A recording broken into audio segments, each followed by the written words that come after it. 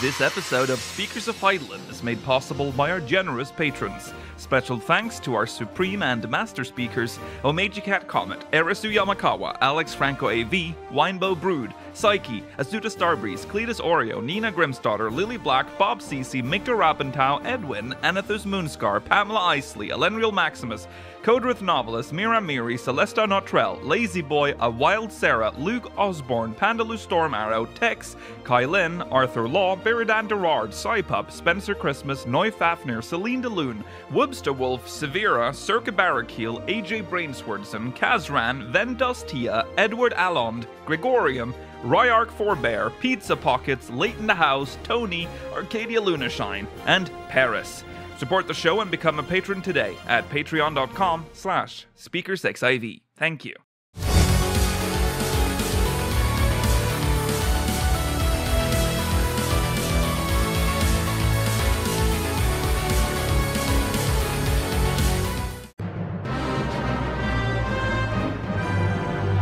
This is Speakers of Heidelin.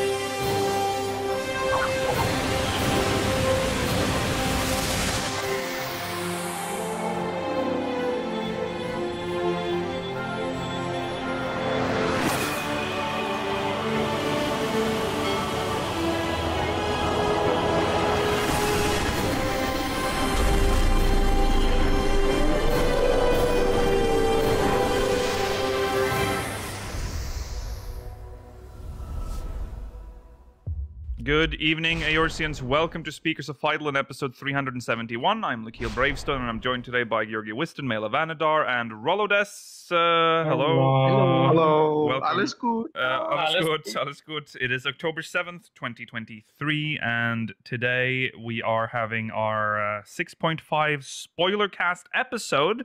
So again, spoiler warning for the entire MSQ and Myths of the Realm. We will also touch on the custom deliveries NPC. What's her name again? Margrat. And Island Sanctuary as well. So stick around for that. We'll also try to squeeze in at least one MogMail today. We are falling behind on MogMail, but that will probably change next week because that's like the in-between week before FanFest. So we'll try to get through as much as we can then, I guess. Predictions in. Yes. And we'll prioritize them because we love FanFest. Last chance to get our black and white moments in. Exactly. So I've had so many that you've not rendered, but it's fine. There will be a raid. Yeah. That's a good one. That's a good one. It's a good one, Rolo. That might just be your big black and white and you're moment not even there. on camera. You're not even. It'll just be this still. Lakeel will just repeatedly zoom in on this and put it in black and white. Yes. Just like record yourself saying that, and then like put the lips on the character and zoom in. Yeah. It's like, wow, your lips got smaller and a little bit wider. So I am looking at the time. I am a little worried that the post show may not happen today. Essentially not.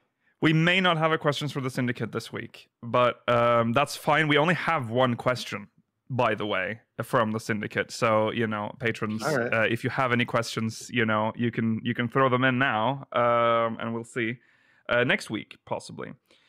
Okay, we have some channel updates now, because last week was a big day, because Fallen Rise released. I will now confirm. Yeah, the Diadem, I keep calling it the Diadem.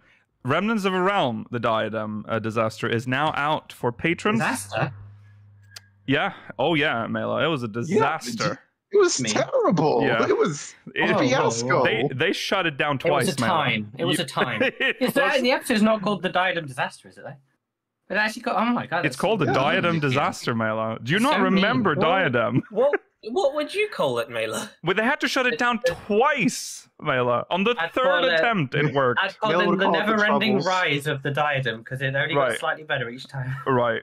Also, the Diadem Disasters. It's both starts double D's, with double D's. So it's alliteration. Yeah. Sir, we got double D's on this channel. Hell yeah, brother. Kevin James up in this. Don't even. So that's out now. Coming up for patrons now is the new SoH episode. Whoa! Bizarre that there is a SoH episode, but there is. This is the last episode of Secrets of a Realm. You've said that You in said the about the last one?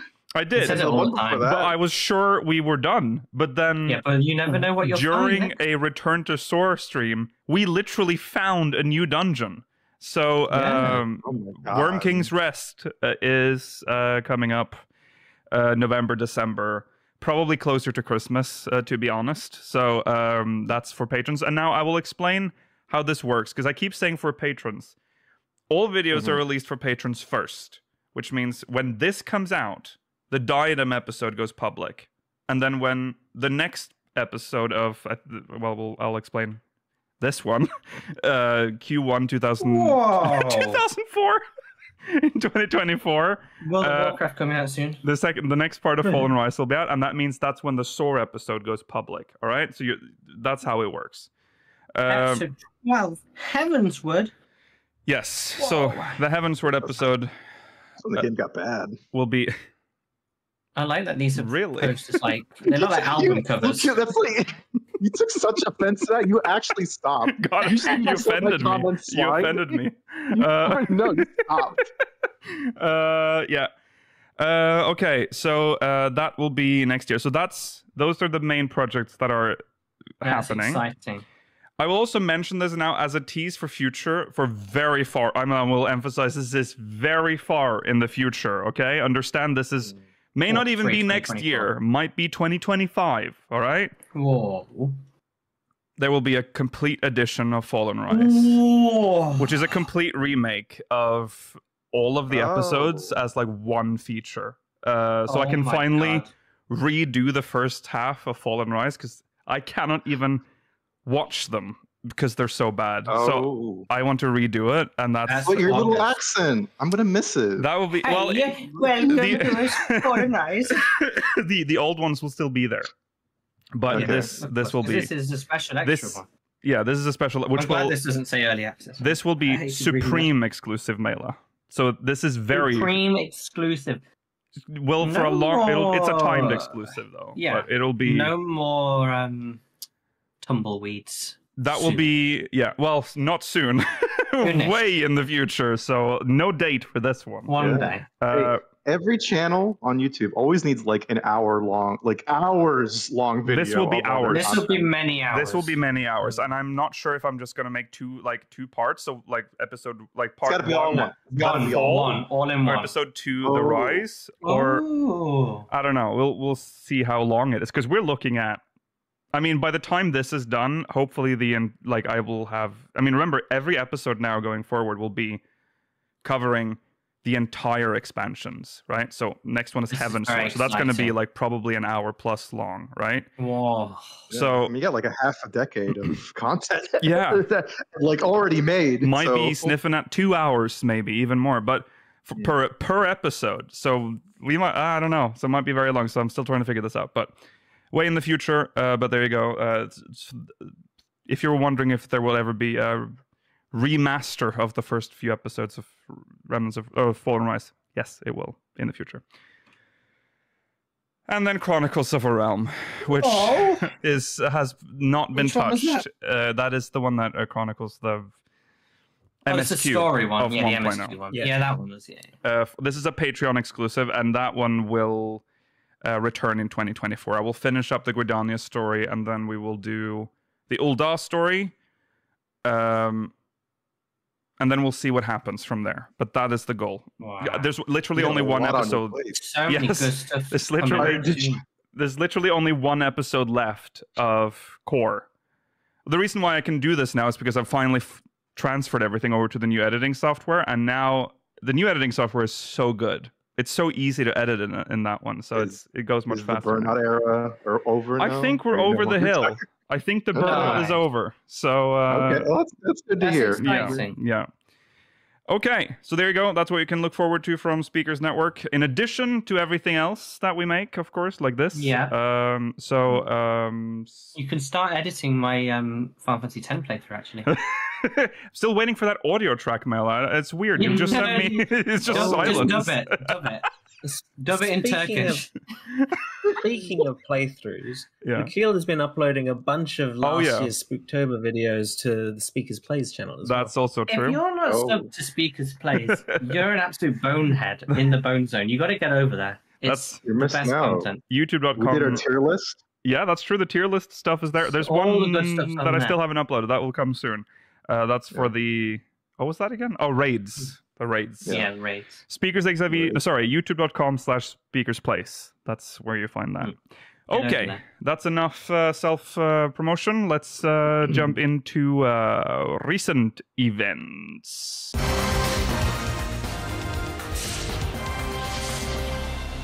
That's more like it. Well, in recent events, we are going to start with Yoshi-P dropping some interesting info from the 6.5 patch notes reading that they did.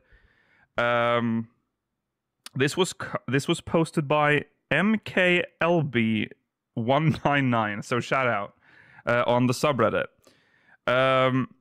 So during the, they do, if you didn't know, Yoshi-P and Foxclan, usually they read the patch notes on the day of the patch, usually. And they, they do the bants, and then sometimes Yoshi-P will add some extra stuff to... All in Japanese, by the way. Of so course, yes. Yeah.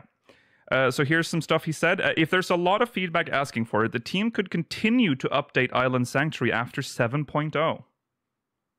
So don't do whatever the new thing everyone. is. Don't do the new one. Just do more Island Sanctuary. No, do both of them. They can't manage that. They want to go to 2 islands. But all see, the that's time. what worries me a little bit, is that if they have to keep updating them, do we really want more resources to be allocated to Island Sanctuary stuff? I don't know. Well, it depends what the new one is. I If do. it's just a reskin of Island Sanctuary, then no, I don't. I'd rather them just do the old one for more time than Yeah, honestly, that's what I thought they another would Island do. Sanctuary. Yeah. Yeah, it Well, I'm seems weird to suspecting- stop. Yeah. I'm suspecting whatever the equivalent of is the next Island Sanctuary, which he will talk about in the next dot point. I think that won't be an island at the very least. Right. That's No, true. That's but true. if it's fundamentally the same, I won't be as impressed with it. Right. Garlian slave camp. Now that is more like That's what it. it'd be. Whip him into shape. Uh-huh. My God, Um, we've just freed them. Okay. There are plans for major lifestyle type content in 7.0, similar to Island Sanctuary. So again, I mean, we already know that. I don't know why that's We do. know. Yeah, I mean, said that during the live letters letter. ago? Yeah, but yeah, there you go. Major lifestyle type content. There are plans underway in 7. Yeah, sorry, go on. I was just going to say, if that is the Garlean restoration, in which style would you like that to be? Would you like that to be similar to Ishgard restoration, the Doman restoration, or would it be like the equivalent of Island Sanctuary, except we're in some sort of Garlean suburb or something? Ishgard. I liked Ishgard restoration. I thought that felt more unique, but I wish that they could make something that wasn't made something new. But Yeah, new would be because better, Ishgard but restoration was new. such a community spirit. Yeah. Yeah, it's. I hope it should be for the entire expansion too. I feel like Right. the Yeah. patches. Yes. I would want that to be relevant there, and then after that, when it's done, you can still go through the stages on your own. I don't know, in some kind of instance form somehow. Yeah. But don't make it like the Doman one. That's you just give them items and that's it. Well, also, There's a Doman what- one was weird. What I don't like about the Doman one is that it's another single player weird content, where you can. I like the Ishgard things that we all work together to get it. It felt like restored. the Ishgard restoration was this game's equivalent of the Gates of Anchorage. It was a server-wide community event, and we had servers competing, which was fun. It was cute, and then we got the special this server-exclusive statues at the end or whatever it was meant to be. Yes. It was neat, and I think they did a good job with that. Yeah. Whereas Dome and Enclave is weird because we're kind of just scamming them out of their gill, and then they keep growing. Yeah. I like that it was I like how it was cool. The layout changed like a lot. Yeah, that was neat. Yeah. But like all we're doing is just taking their money for like selling them items at inflated price, like extorting the domans. Yeah. And they're just building from it. I give you the 500 gil coin, you give me 2,000, right? That is bringing up a good point about the Doman Enclave, which I like, is that it's a story location, so you do constantly go back there. There's never any reason to go back to whatever the Ishgard Restoration Zone? Firmament. The Firmament. Yeah, there's no reason to ever go back there once you've finished the storyline. Well, that's why I want them to do. I want them to do something. Maybe combine those concepts, like make it like a prevalent zone, and then have it be restored at the end of the I don't know. They can do. We went back for two. The issue of those NPC, the Hamden NPCs, Elto and Charlemont or whatever it's called. Yeah. Those were both during the Ishgard Restoration storyline. Yes, that's true. The issue with it being a story zone is that it needs to. You can't make significant zone changes. The layout has to stay the same, otherwise it will negatively impact people's story experience the first time they get there. That's true, unless they can have a pre and post. But they sort of have that problem with Mordona, and it has not been addressed. I agree, and it's. I think it's a problem. Well, that's why I don't think they do it anymore. I think that's why they avoid it. Yeah, but is it really a problem for new players? I don't know if they. Well, they don't know any better. As long as they don't know any better. No. Which would be the same case with if they did it again. I mean, new players wouldn't know any better. I mean, unless they specifically say, "Oh, look at this ruin, this horrible ruin," and then it's just a nice palace. When they play it, I mean, also you could do what we've done before.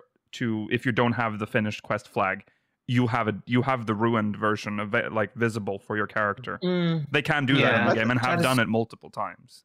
Chad is correct that both the MS key for both Revenant's Toll and Idleshire both talk about them. Yeah, that's what I say. The process of being built. Yeah, but it doesn't matter to the new players because I mean, sure, there's probably building somewhere. Revenant's Toll looks like it's still being built now. Yeah. Yes, it's still a weird outpost, I would say. Yeah, it does look like a weird... It doesn't look like a full town to me. It's a weird-looking town if you look at Revenant's Toll. I feel like there's almost no evidence of construction. There's no scaffolding left. No, there's no actual building. It's a bit shanty. No, all the crates got moved to the top is the thing. And all the building materials, on the little bridge, I think. Yeah. I think they can still do it. I mean, like I said, the solution I just said, you can just have it until you finish the MSQ. You can only see the ruins. Yeah, one instance for people who as soon as you flag the last quest of the done before. I definitely do. Especially with all the stuff they've done in Shadowbringers, which I mean they said themselves a test for that kind of stuff. With the weather was one, of course, which is easier. The what are they called? The near raid stuff. And that the area that adds there, and the invisible the walls they add in the Tempest to what's it called, the Amarat. They had a lot of things that changed in Shadowbringer zones. That's when we really started to see it on a larger scale. So they definitely have the technology to do it. And the thing is with like Chat has brought, although people don't necessarily go to the Firmament for MSQ anymore, it has a lot of long-term content associated with it. It has the pterodactyl mount that you can work for, all the Skybuilder script stuff. Obviously, the diadem is accessed from there for the entire Dragon Song relics. We don't have a similar thing for the current relics, sadly. No. Which is I'm looking forward to doing whatever the new Splendorous tools or whatever. It looks fun. The story's good, but the actual content is more akin to, some of them. It's nice to have the diadem special zone for it. It just felt nice. Yeah. Okay. So he said that the plans are underway in 7.0 to be able to change the interior of a house to remove the columns or to change the size of the interior. Okay, that's kind of decent. Does that mean those could columns help with housing? Yeah. They're hideous. Yeah, they're Maybe hideous. you could like add extra room. Maybe I they can like, want expand the interior. to be able to make the wall on the one side of the second floor of the mansion to not be a fucking like window. A hole. Yeah, it's stupid, isn't it? Yeah, it's strange. Why is the mansions like that? Yeah, I don't know. It's weird. Yeah. Why can't we add doors to all the door places? Like the door That'd be holes. nice too. That's Why do we have weird. to add our own doors as a door object and then it looks weird and you have to stop the clipping? Yeah. Yeah, or you have to like try and float some items to kind of hide the doorway so you can use the actual. It's strange. Yeah. Very strange. Yeah. So that's Just good. like The Sims. Well, it looks like they are looking into like you being able to make more adjustments to the the static interior now. So that might come later down the road. But first, it seems like they're focusing on the columns and the size of the interior, whatever that means. I mean, the columns are probably one of the easier things to alter, rather than some of the more complicated architecture, like the entryways to rooms. And also based on where you live, like which housing district you are, the size of the columns vary. Like some are like very thin, and some are like massive. Yeah. But what does change the size of the interior mean? Like, I think they mean that like this would be wild if this is true, but what I think they mean is that if you have something like an apartment, you can have the interior of a mansion. And that idea, I don't know if that case would be true, but I think that should be the way forward for them, especially for apartments. For because everyone can get one. Yeah. But being able to expand your apartment to be the floor space of a minimum like a medium house, but a mansion, just to give them that expandability, then no one will complain. I probably would have it. I would want it to be like different looking than a house, though. Like it would have like it would feel more like you're in an apartment than. It could be a big one-floor apartment, but like an apartment layout, so it has rooms. But that would be nice, actually. Yeah, it'd be really big for single houses, like it'd be great. One of the small cottages. Yeah, cottages. Yeah. They have 2 floors. Yes. Yeah. The first floor. Yes. The first floor of the cottages needs to be bigger. It's very. I agree. That's I like cottages though. They're very nice and very easy to make look well lived in. Yeah, I agree. And hey, new gill sink. You can pay to upgrade your interior. Exactly. Yes. Do it It's for like Animal Crossing. Yes. Yeah. Yeah. Okay, so that's exciting. For the 7.0 Unreals, it is possible that Endwalker level 90 fights could be updated for level 100. Why? Who gives a shit? Yeah, who gives a shit? You're going to do one at a time. It doesn't matter to me. It doesn't matter. It's meaningless content if you're only going to do one at a time. Yeah. Why put the effort in to make how many Unreals now? Like 7 Unreals? And not have a roulette for them? Yeah. There's no 90s that I want to do that. I mean, why are you teasing this when we still they're not even irrelevant yet? Right. Still in Heaven's Road. Yeah, it's interesting. I don't know. It's weird thing to say, Yoshi-P. Don't remove them every time. Yoshida says he thinks there will be a large number of jobs that will have new rotations and actions added in 7.0. Well, I sure hope so. I hope so. My God, if you not do some things to some of these jobs, I'm gonna throw a fit. I swear to God. Yeah. If you don't add something, Which ones are you thinking about in particular, Rollo?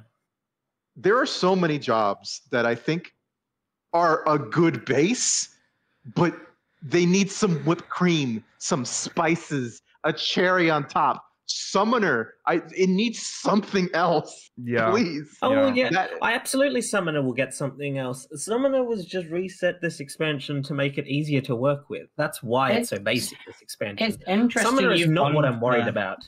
You've gone for the one job role that's actually quite varied in their playstyle. Try tanks, mate. Tanks need something. They all are identical. Oh, even say Dark Knight. Like I like the changes they did with Dark Knight General from Shadowbringers for the most part. I do kind of miss MP management back then, but you just a little bit. Give me something else to spend MP on. Just give them individuality. Extra. That too. They're so tanks, especially. I can have them all have the same hotbar because they all have an equivalent skill of everything. Every single one of them. Give them some more. I like the uniqueness of Paladins and like Holy section and Warriors you know, the beast thing where you do all the crits, crit direct hits, whatever. It's cool, but in the they all release play the same. stage. Yeah, but like, I don't know, same with melee DPS. Most of that plays quite similarly. I don't know about that one. I don't know about that either. I don't disagree. I don't agree with that. What I want, the one that I think of in particular is Red Mage. Don't just give me another 2 finishes to add to the end of the rotation. Yeah, one more Red Mage finisher. is bad. Just keep Red making Mage that feels rotation worse now than ever. longer.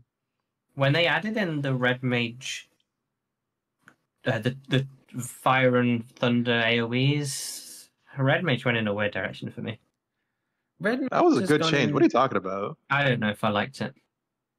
Red Mage, outside of that, has had functionally no changes in terms of its playstyle since Stormblood. Very simple class. Yeah. They need to fix the fairy thing. They need to make it Sorry? They need to fix the Scholar Fairy. Why eating it still makes no sense to me. They did fix it. No, I mean eating it. I agree. That like it doesn't make any sense. Dissipation is probably my least favorite skill that scholars have, but it does have its role in its rotation. It's disgusting. I hate it. Yeah, I agree. It is disgusting. What your game at, Yoshi-P? I will once again, as I do with every expansion now, ask please bring back Stone Skin. Okay, thank you. Oh, yeah. Patch 6.51 will release in late October after London FanFest. 6.55 in mid-January. So after JP FanFest. Yeah, there you go. That's that. We know that. Okay, that's what he had to say. Well, in addition to the patch notes. Moving on. Yeah. New optional item just dropped. Wow. You too can have an ugly poster in your house. You're trash. Okay. But it's authentic. It's $5 for something that honestly should have, I think this should, why is this not like a quest reward for the end of a patch? Like we should just, all the other ones aren't. Yeah, but Rollo, we got these for free in Stormblood as part of a Rising event. That's true. Yeah. Oh, right. That's true. But then it's now on the Mog Station, obviously, now. Or the online store. Yeah, so give them for free for us, for those that are there, and then sell them. You've already given us this business model of if you're there, you get things for free, and if you're not there, you have to fork out for it. Yeah. This is a little like dystopian almost. The fact that something like this is immediately put on the online store for $5. I don't know. Corporations are after our very soul, man. It's so over. Yeah, I don't know. I think it's fair to say if you're buying a wall-mounted housing item on the Mog Station and it's not the Jumbo Starlight Wreath, the Jumbo Starlight Gubu Wreath, or perhaps the authentic Pumpkin Party Penance, right? You've got to sort your life out because what are the animal footprints from the authentic familiar paw prints? Right. They're nice, but not £3 nice. Like Jesus Christ. You remember when someone bought that for me because I said how much I hated it? Oh yeah. Yeah. I put it in my room shamefully. Someone bought me a fucking Mog Station item. I love that. It's insane. I love that. There's so much shit on the Mog Station, and this is this will join the collection. I mean, there's not much to say other than why, like why this, and like it's so sad because this is the item that's on this is the announcement. This is on the online store right now for $5. Not even like a frame or something. No, I mean, I know the others don't. But they've just uploaded the PNG to the server, so you can just slap it on your wall. Well, if you look at these, they generally have the slightest of depth to them, like maybe 1 pixel of depth. Wow. Like they're not entirely flat. But I feel as if this post on the Mog Station exists more so for the secondary piece of information they provided with it, rather than the announcement of this piece of nonsense. They added that as of patch 6.5, items purchased from the online store can now be placed in the armoire, which is weird because it's part of a post promoting an item that cannot be stored in the armoire. So it's just a very confusing post overall. If you have any optional items in your armory chest or glamour dresser, be sure to move them over to the armoire for some extra space. I need to do that. I'm gonna have to find them all, and most of them are in my glamour dresser already, so just annoying. Right? Yeah. Exactly. It's a pain. Yeah. So also, I mean, this patch art, probably my least favorite patch art. This expansion for a long time. No. You know what I'm thinking of as bad patch art? Look back at 3.4. Oh yeah, but I meant this expansion because I know there was been bad patch art. Oh, okay, sorry, I didn't hear that. Yeah, this expansion. Okay. No, this expansion. Yeah, I'd agree. Oh yeah, the Soul Surrender one. Yeah. As far as the 0.5 patches go, this is the weakest one. Oh yeah, for sure. Yeah, this is a 0.5 patch, and this is the art. This is meant to get us hyped for the next expansion. Yeah. What was Stormblood Violet and Dark or Prelude and Violet? That one was cool. Yeah, that's the one that connected. A 3-parter. Yeah. Amazing. I'd need to think about all of them, but I think all of the Stormblood patch arts were pretty good. Yeah, they were. Yeah, absolutely. Yeah, they were. Okay. Well, anyways, enough about that dystopian online store item. To more dystopian news. 6.5 broke a lot of shit. The game broke, so we have to talk about it. Oh boy! For me, this is the best part of the patch. This is so funny. Yeah. Finally, the game's good. Yeah. So, I mean, they've clearly made some changes to some like deep systems, probably, and it's just cascaded into like a lot of issues. But so this is from the Lodestone post. The first one, known issues after patch 6.5. This was from October 4th. Following issues have been confirmed. During cutscenes for the main scenario quest, Down in the Dark, characters and NPCs may behave abnormally, and that's specifically, I think, Zero will like start like teabagging randomly during a cutscene. I already want to see it. If anyone has a clip, send it me. So this sounds so funny. Yeah.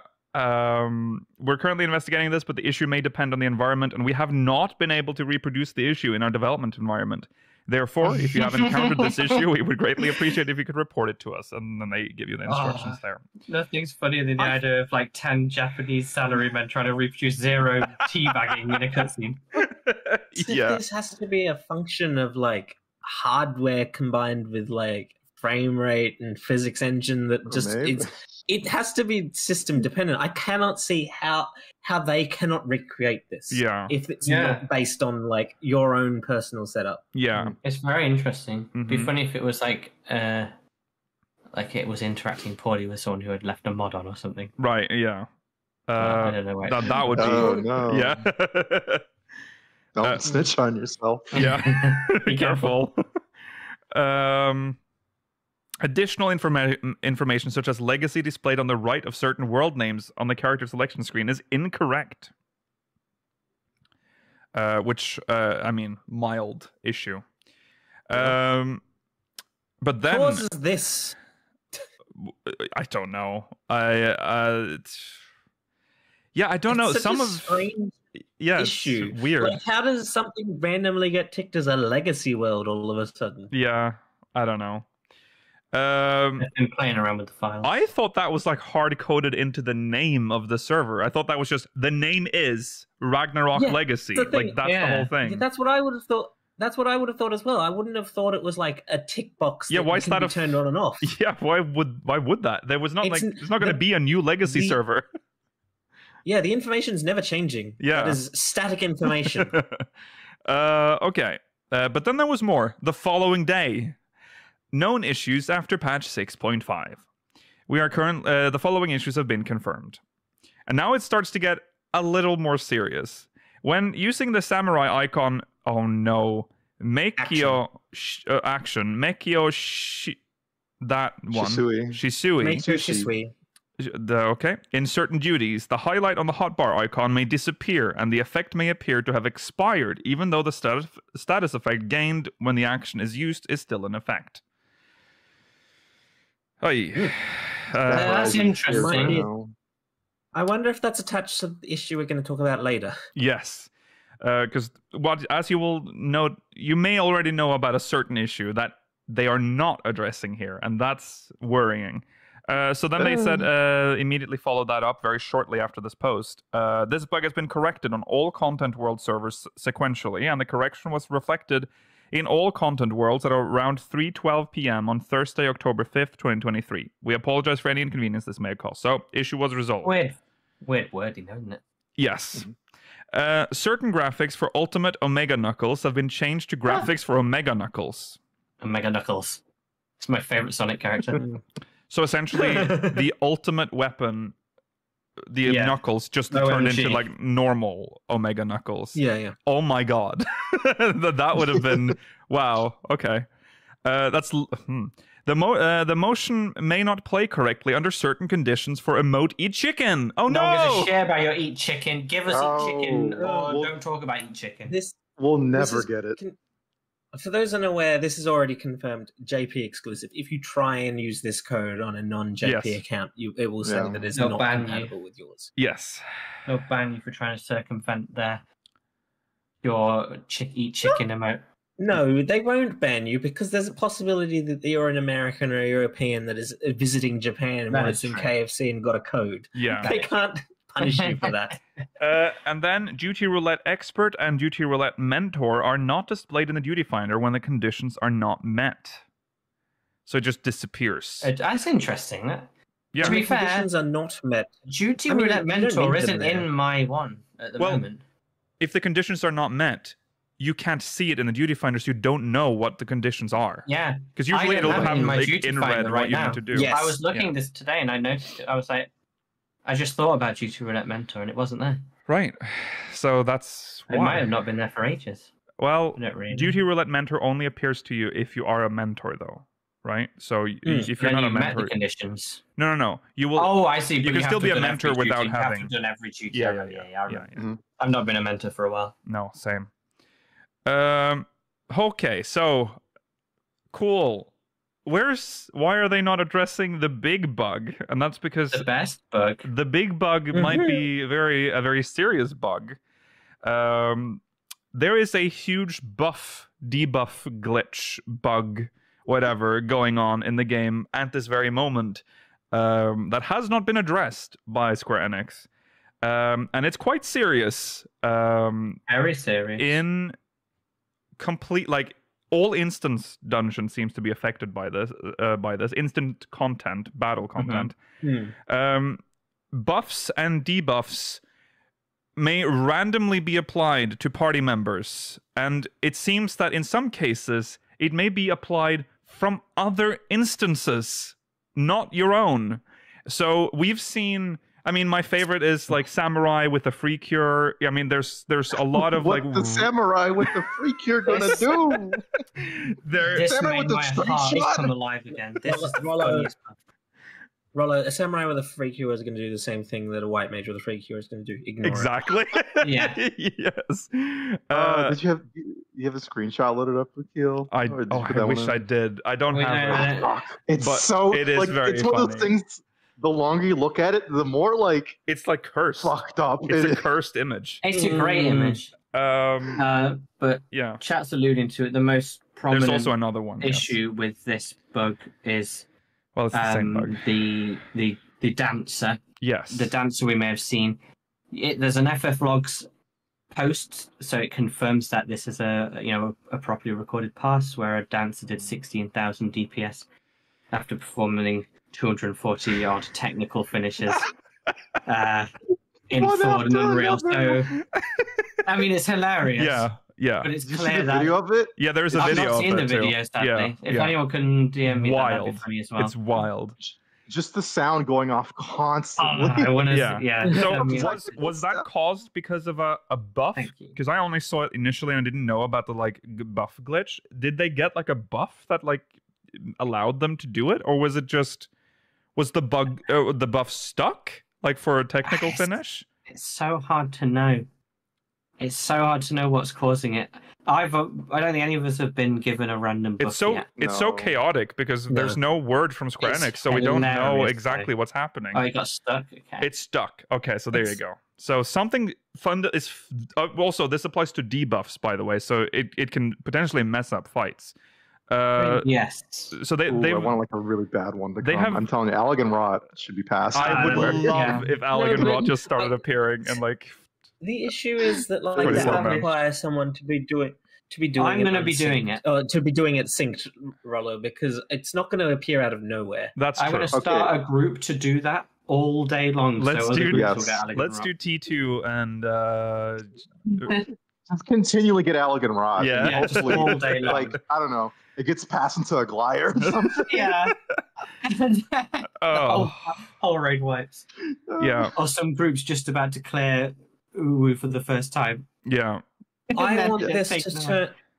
What was that thing that happened in World of Warcraft? I want this to be corrupted blood. equivalent. Yeah.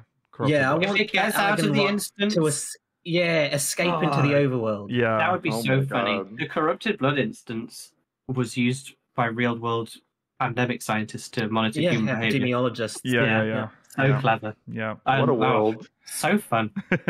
Okay, I'm sorry. I'm looking at the screenshot again. The Dark Knight with the dual cast and Verfire ready. What's he going to do? Yeah, because he's got a cast of a fight. You said you wanted more to do with MP. He has to redraw. Yeah. I'll take the dual cast, thank you very much. Yeah. Yeah. It's so good. So God So knows what's heinous. happened. Zero comes from Square Enix. No.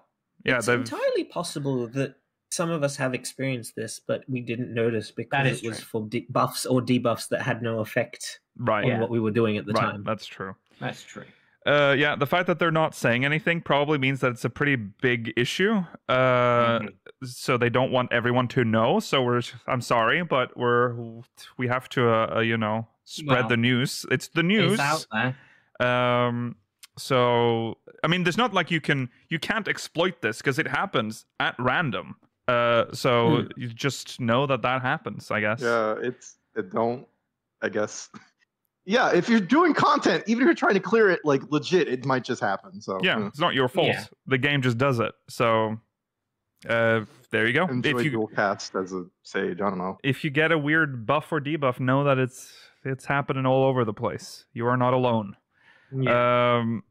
Okay, so there you go. That's 6.5. 11 stacks of vulnerability out of nowhere. Yeah. I would love. Oh God, it's Double it and pass it to the next guy. Yeah. Could be so many fun situations that can happen because of The this. game is falling apart. Kind of feels like it right here. They've stuffed too much into this game. They've tried too much. But it makes me wonder, like, Hanukkah was right. what- Just keep it simple. What did they do? They've like broken the barrier for like buffs and debuffs. Like, it's really bizarre. How can you get something from a different instance? How does that work?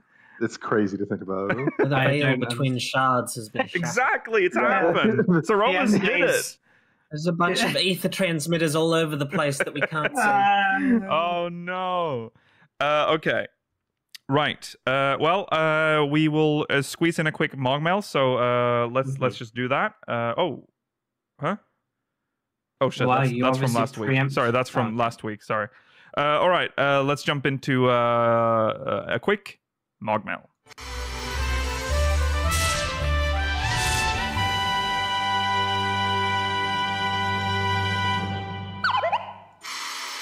Nope. Nope, not that one. Nope. No, not that one. Nope. We're very picky. Nope. Sorry. Hold on. We're very picky. For some reason, this one has not been rendered, but everyone below it has. So that's very odd.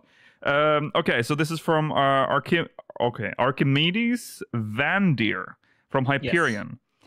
In episode 362 or 362, you all talked about the possibility of some Final Fantasy XI influence in the new expansion, specifically the besieged event in Alzabi. I don't know if anyone noticed it other than me, but the leader of the new city, Galul Jaja, was the leader of the Mamolja savages that attacked Alzabi in the besieged event in Final Fantasy XI. He was also a two-headed Mamolja.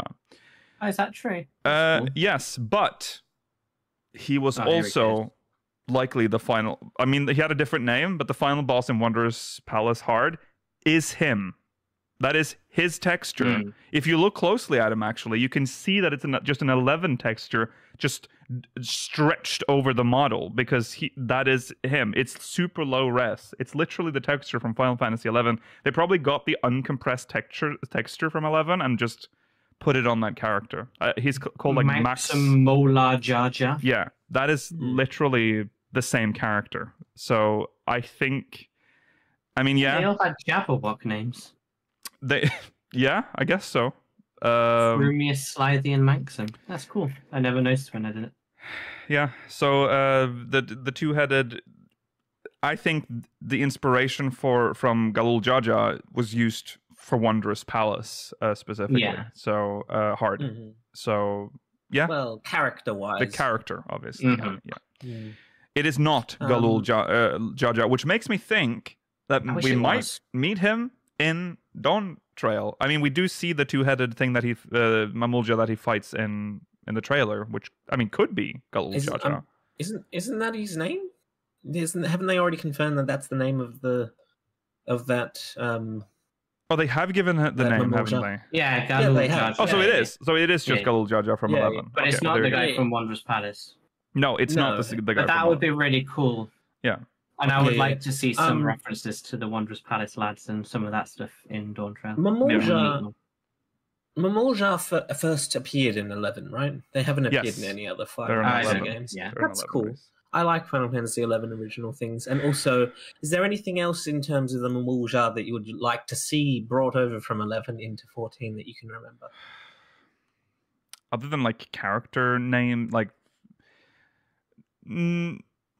Well, see, it's so long ago. Is there much Mamulja lore in 11? They're beast tribe, like very like savage is considered in 11, so obviously not favorable views of the Mamulja in 11. So no, I mean, other than they are a tribe that constantly attacks settlements in Artergan.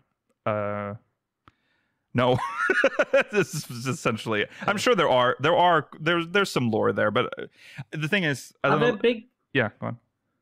Are there big Mamulja stands out there in the audience who are big fans of the Mamulja tribe and history throughout Final Fantasy? Sound off in the comments. I kind of like the Mamulja. I always just quite like the Mamulja. Yeah, I thought it was interesting that even early on they were never really seen as a beast tribe as much. There was one in Limpsa. They obviously traded with them. They seemed more than. Limpsa allows, like, formerly known as beast tribe members to come to their state. Yeah, I'm a Mamulja fan and I'm a Cairn fan. Yeah, I mean they're cool. Yeah, I like them as much as any other beast tribe, I would say, in terms of. No. Cairn, which is also an 11 not the race, by the way. I know the blue elephants suck. Okay. Yeah, the elephants weren't very good. Yeah. Yeah. So. Yeah, I think I'm sure that I think like I said when we did this when we discussed that topic, I think this is going to be that big like 11 reference expansion. There's going to be a lot of 11 references, especially like specifically to like Artagon stuff. I think that's what we're going to see, especially with the Mamulja. So that's exciting. Nice texture downgrade. Well, no, because now they're going to make new textures, so we're actually going to see probably like things that we only saw in 11 fully. Because I was kind of disappointed with the end of Wondrous Palace Hard, because it literally is just the 11 texture on I think 11 has some very interesting textures, mostly for gear though. I think the gear in 11 is very good. Low res crisp is the only way to describe. Crisp, yeah. It looks really good. Yeah, it has a so much about 11 is good outside of the gameplay. I can agree with that. Yeah, the gameplay I will never fully defend. It's acquired taste. It's a hurdle. Yeah. There are many games that you can go back to having not played them in their time. 11 is a very difficult one. Yes. Yeah. Yes. You need to be drunk. I think. Or permitted. Yeah. I'm fully inebriated. Yeah. Sorry. Yeah. Okay. Well, there you go. Thank you, Archimedes. You are right, and that is a very blatant and clear Final Fantasy XI reference. Okay. Now, obviously, spoilers. So we're gonna do this. We're moving on to our spoiler section. We're on the red moon. Yes. So beware. Spoilers will now commence for the main scenario. We'll start there. So click off or mute. This that'll be only spoilers from now on. So last chance to leave before we spoil it for you. We may see you next week. Yes. Also, welcome back, I guess, if you decided to click off during the live and come back for the YouTube upload. Hello. All right. Anyways, let's start with the main scenario. That's a very deceiving picture right there, because this is literally the last 2 minutes of the MSQ, but there you go. Yes, it is. Yeah. Okay. So, we start off in Megadoodoo. I was not gonna say it. I was trying to say it. I don't remember what it is anymore. Megaduda. I've been thinking about it ever since we prepped that I'm gonna say Megaduda, and I'm gonna surprise everyone. But I'm gonna say Megadoodoo from now on, just so you know. Okay. So last time we were trying to figure out how to transfer light from the first to the void, to break through the impenetrable darkness that Zeromus can put forth. Yes. So we go to Megadoodoo, we talk to Ritra, and Y'shtola comes in with a big... Well, she doesn't carry... Of course she wouldn't carry it. Someone else is carrying it for her. So there's a cool thing about this, in a very stupid way. I like that the person carrying this box of things actually puts it down. They do not cut away from that. So rarely do you see someone place something on the ground, and it's not the first instance of something like this in this patch. Right, that's true. Also, I like the way he opens, doesn't it, properly? Yeah, it does, and you can actually see the items in the box as they like just a bundle of balls, which is my favorite thing. They put down the box. It's clearly an Ironworks box. Got the blue sides and the orange logo on it.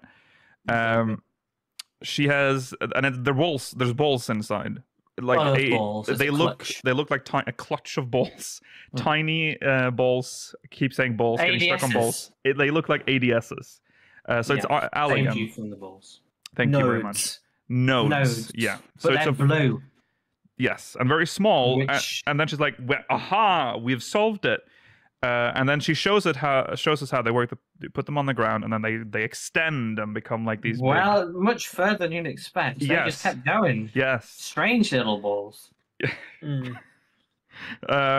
Made through the combined knowledge of Allagan's, the Ironworks, and the people from the far future. Yes, absolutely madness. Their information to the Crystal Tower. Yeah, I don't like this. You don't? You don't like the balls?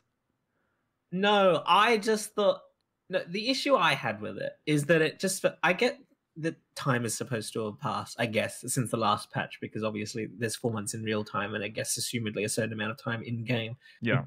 This felt like a big old Deus Ex Machina to me. It is. Well, no, Y'shtola has been researching this for a while, and stuff related to it. I mean, weird future tech and all. I kind of do. I agree a little bit. I'm at the point where I just want it to end, so I'm willing to accept. Yeah, that was kind of what I was feeling. I do agree with you. Like, it is. This does how feel did we like get this technology to make a ley line for ether? It feels like such a big technological discovery that it's weird that it wasn't touched upon more, right? It's like, how did this happen? How did the Allagan and Ironworks... Well, no, this is just all research. Insane. Well, it is, but we are doing something absolutely insane this patch. We are using these little tiny orbs. Yeah. Hundreds of them. We'll get to this. Yeah. Clearly hundreds of them, considering how short the distance is that they transfer ether. Yeah. To transfer ether energy from one shard, bounce it around the source, and go straight to that fucking visual when we get to it is absurd as well. To the 13th. Yeah. I think maybe madness. Yeah. I mean, it does mention that Noah helped if you have done Noah helps. Right. Also, we know the Crystal Tower is it has immense capabilities. I mean, it sent us to the past, sort of. Yeah, I didn't mind not. But it's not just the Crystal Tower, Roller. I tiny orbs as well. I personally did not need that part of the MSQ to be padded out with like figuring out how to make the balls. So I just accepted that as like, okay, fine. We don't need that. This is my opinion. I think people were more willing to forgive it because of everything that came forth. I think everything earlier should have been shorter. I think this should have been longer because I found this like absolutely absurd to believe that this happened immediately. But I think that's just a consequence of the pacing of the entire patch cycle. Yeah. That's fun. So anyways, the balls are there. They will solve everything. And then... Yeah, we have to go to the first now to essentially get people to help set them up and set them up.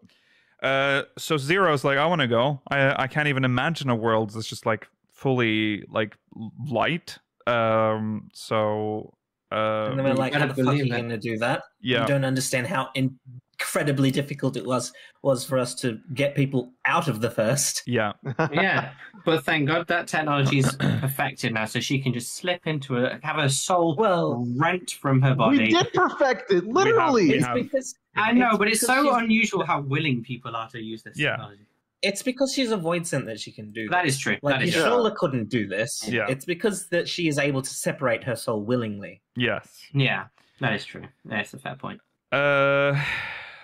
So we do that. Well, we go to the first.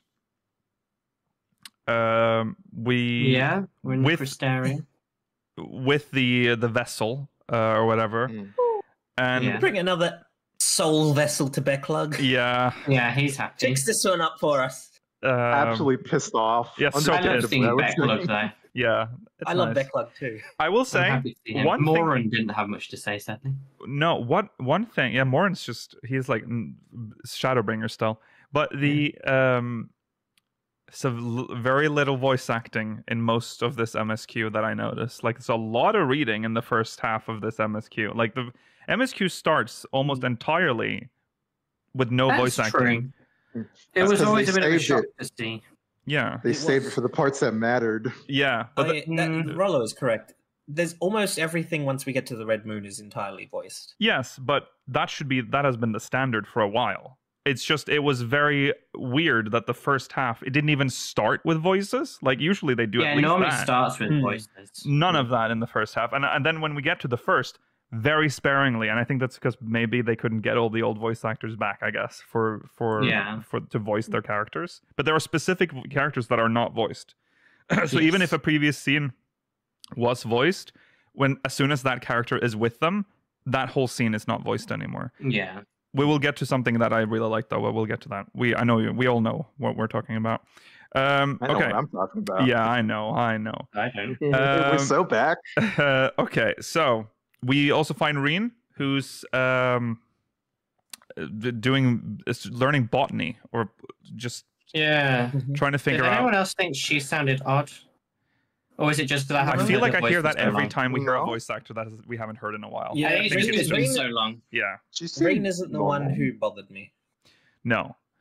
In this first scene, though, it felt like there was a weird echo on her voice. I don't know. I think it's because of the room we're in. But she was, the Horatorium is very large. It's only massive. That room that it sounded really, really off to me. I felt happy seeing Reen again. I was like, I did too. Yeah.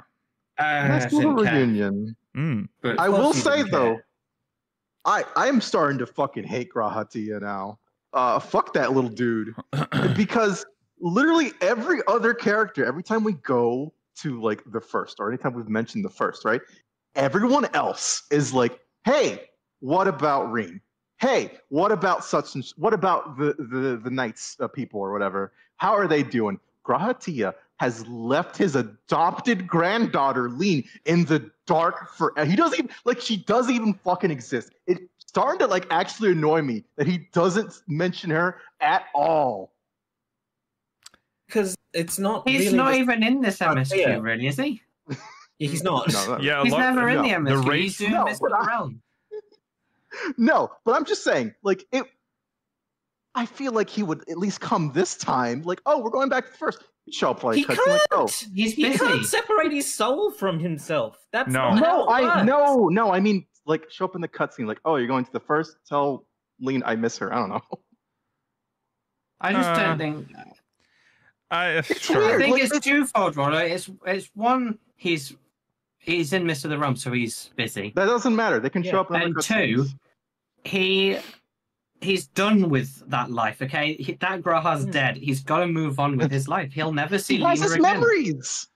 Yeah, but only by pure luck. How long was he living on the first floor? Bajillion years. Yeah. Like, come on, man. He's suffered enough, and you want him to suffer more. He needs to close his heart. He needs to close his heart. I feel so bad for Lean too, because she's like, I don't know. Lena. It's annoying. Lena, sorry. It's annoying. It's nice to have seen her. She's essentially saw him. He's essentially dead in that world. Yeah. Yeah. It's better to. Would Yeah. you rather every now and then you go to Lena and go, remember Graha? Yeah. He misses you so much. He misses you He really so misses much. You, but Oh, he can never how see he you misses again. you. You can never see him again. Is it but not he better than her misses to you. forget? No, all the other characters get to pine a little bit for like their like left behind lives. Barely. This is. I mean, a little whatever. bit for your shoulder. I mean, most for your shoulder at this point. Most of the others, it doesn't matter. I Only Reen cared about. You don't talk about Thancred. He wasn't really in the MSQ. Why didn't you want Thancred to say, "How's Reen"? No, because Thancred does ask about Reen. The other patches. Oh, okay. When? No.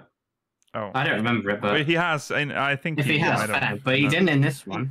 Reen brings up Thancred, and Lena brings up Graha, kind of. Yeah. Well, they made a very final farewell though with Lena and Graha, and I think maybe trying to like. They didn't. Yes, they did. Yes, they did. They did not. Yeah. No, don't you remember that? Absolutely the last did. I even talked about it when that patch came out. Like, no, they did not have like any kind of goodbye like the other characters. Wait, did. when they're at the steps before he goes up.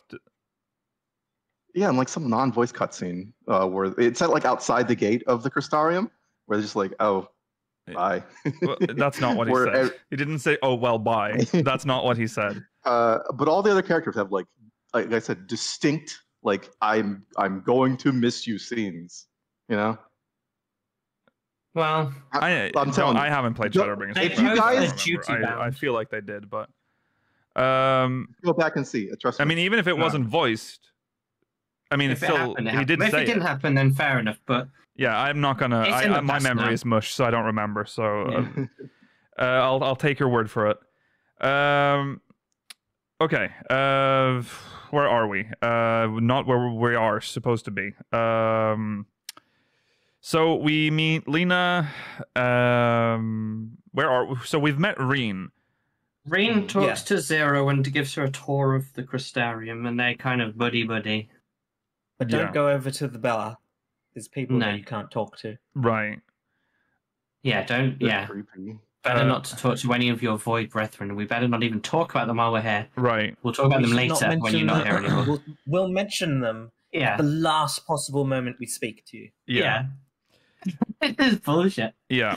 Lena then shows up, and she's like, well, and this is essentially the same issue that we had with Garlemald in the previous patch, where they're like, well, we may want to notify other people that we're going to do this, because this tower might be a bit of an issue for people if we start using it as a weapon, or like they might conceive it, like view it as such. You like this though? The fact that we're willing to we have to get the consent of everyone to use this tower, but fuck the Guardians. Yeah. Fuck those Guardians. We'll use their tower all the time. Yeah. We had to do it with the Garleans, but I care less because it's the Garleans.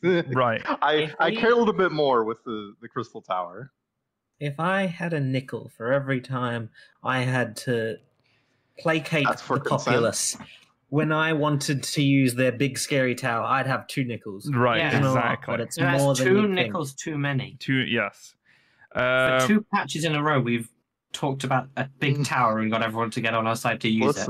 Weird. 14's trying to teach you a lesson. Consent is always important and needed. God, true. I can't wait for all of the towers we're going to find in the new world.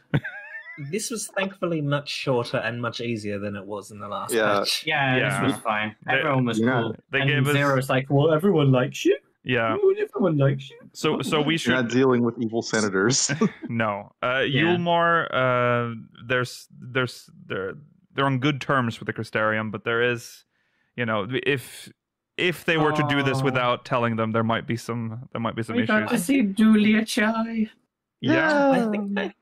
I think my favorite part when we were in Yulmore is that one of the places you can just stand in and talk to Zero and Reen.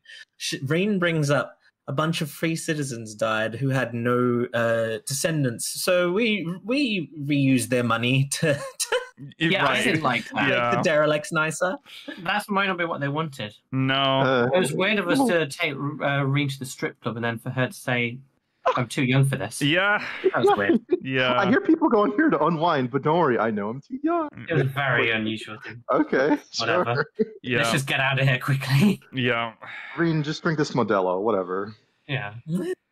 Okay, and then we go to Knights Blessed, meet Runar again.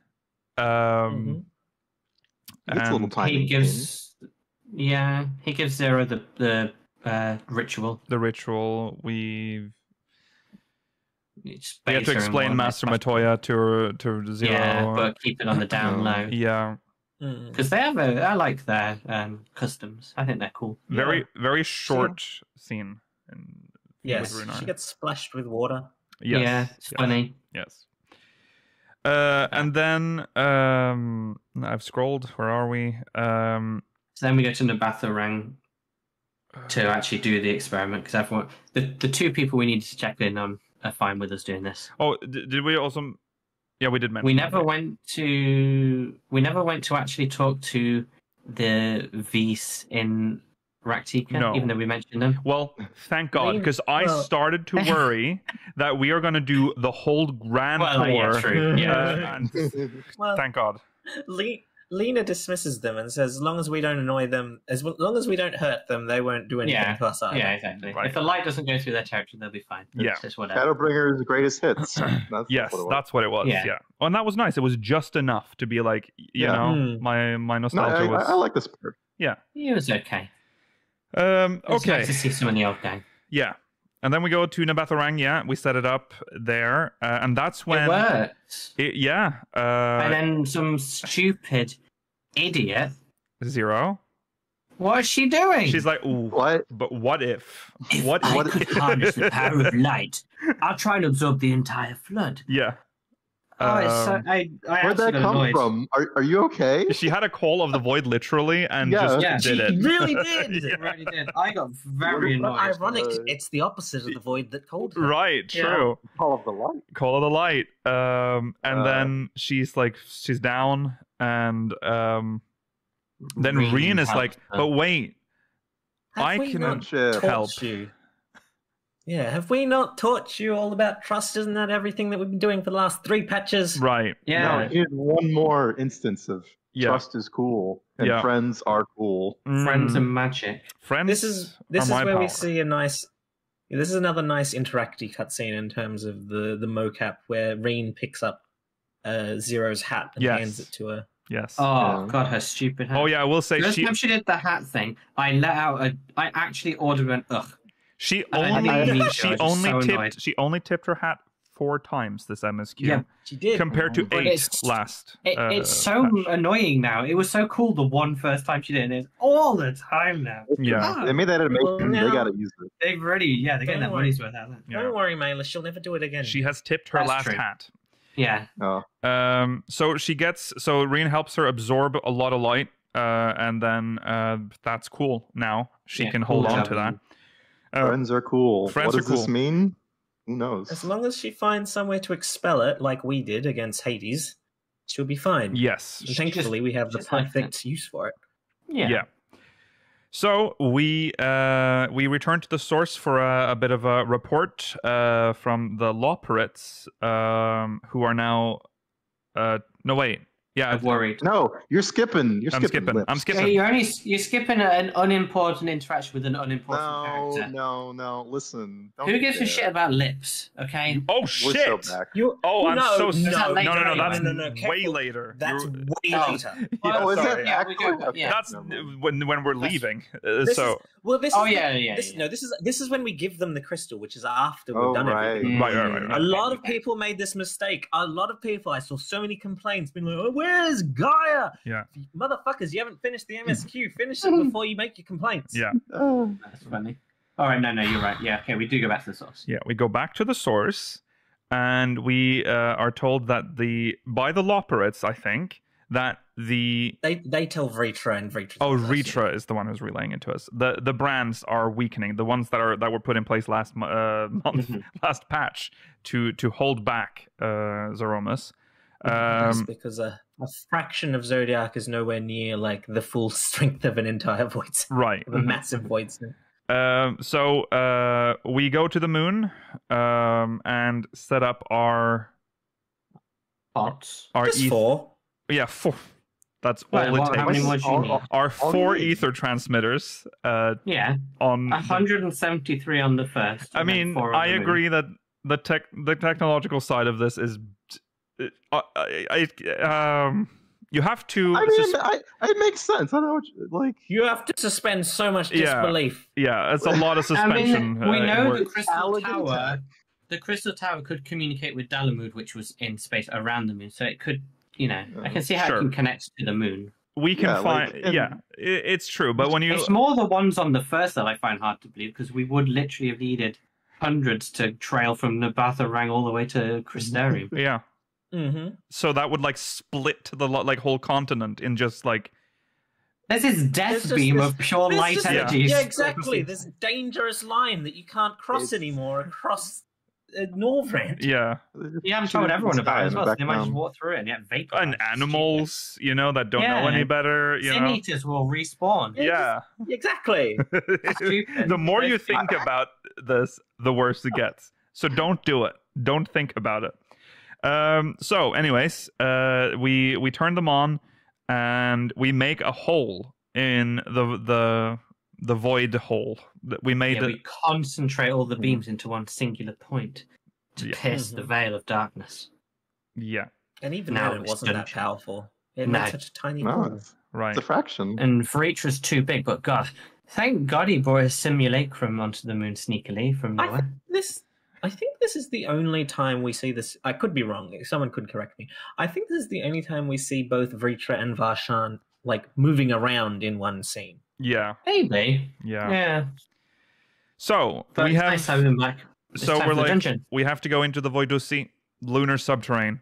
We go. I will say this dungeon. 6.5 dungeon. This dungeon has and you see it again when we are in. Well, for this part of the MSQ, high contrast. Like, this is a very high contrast dungeon and high contrast environment, which is nice because normally makes the colors pop. 14 is very low contrast. Yeah. 14 is very dark game too. Yeah.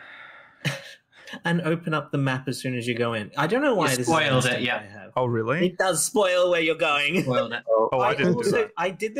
I did this also when I entered Thalea, and I immediately closed. I was like, "No, you're not doing this to me twice."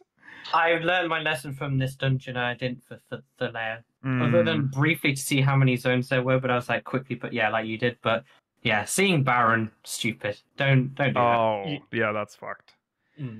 This was, I think this was a visually cool second half of the dungeon. First half, whatever, don't care. Second half, was very visual.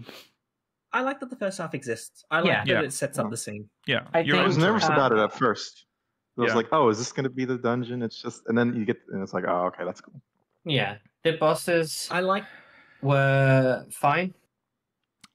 I think the first boss was quite interesting. Goblin Man? Yeah. The Goblin Man with the staves that it makes disappears and then it combines it with other mechanics. I like that. Yeah, that one was okay. I don't like, it's chat's brought this up. I hate the screen effect you get when you enter Baron. I don't like the screen effect either. I liked Antlion, again, that had the course 1,000 forms under, whatever it is, 10 forms under. Yes, with that was nice. Yeah. That was cool. The last boss... I like bosses. I like any boss that affects the arena, physically, like that. Yeah. I think the first two bosses were the highlight. I don't think they were fantastic, but I think they were quite competent. I think the last boss was not that interesting. Yeah, I mean, I like the narrative of the dungeon a lot too. Like you're going back into the crystal. Yeah, I mean, I feel like we're not going around on with Durante. Was cool. Yeah, I feel like you get to see. Yeah, we're skipping over the fact that we get to experience the 13th Contra Memoria. Yeah, the Contra Memoria. From a storytelling perspective, I thought the dungeon was very good. It was competent, and it had some. I liked going around with an NPC.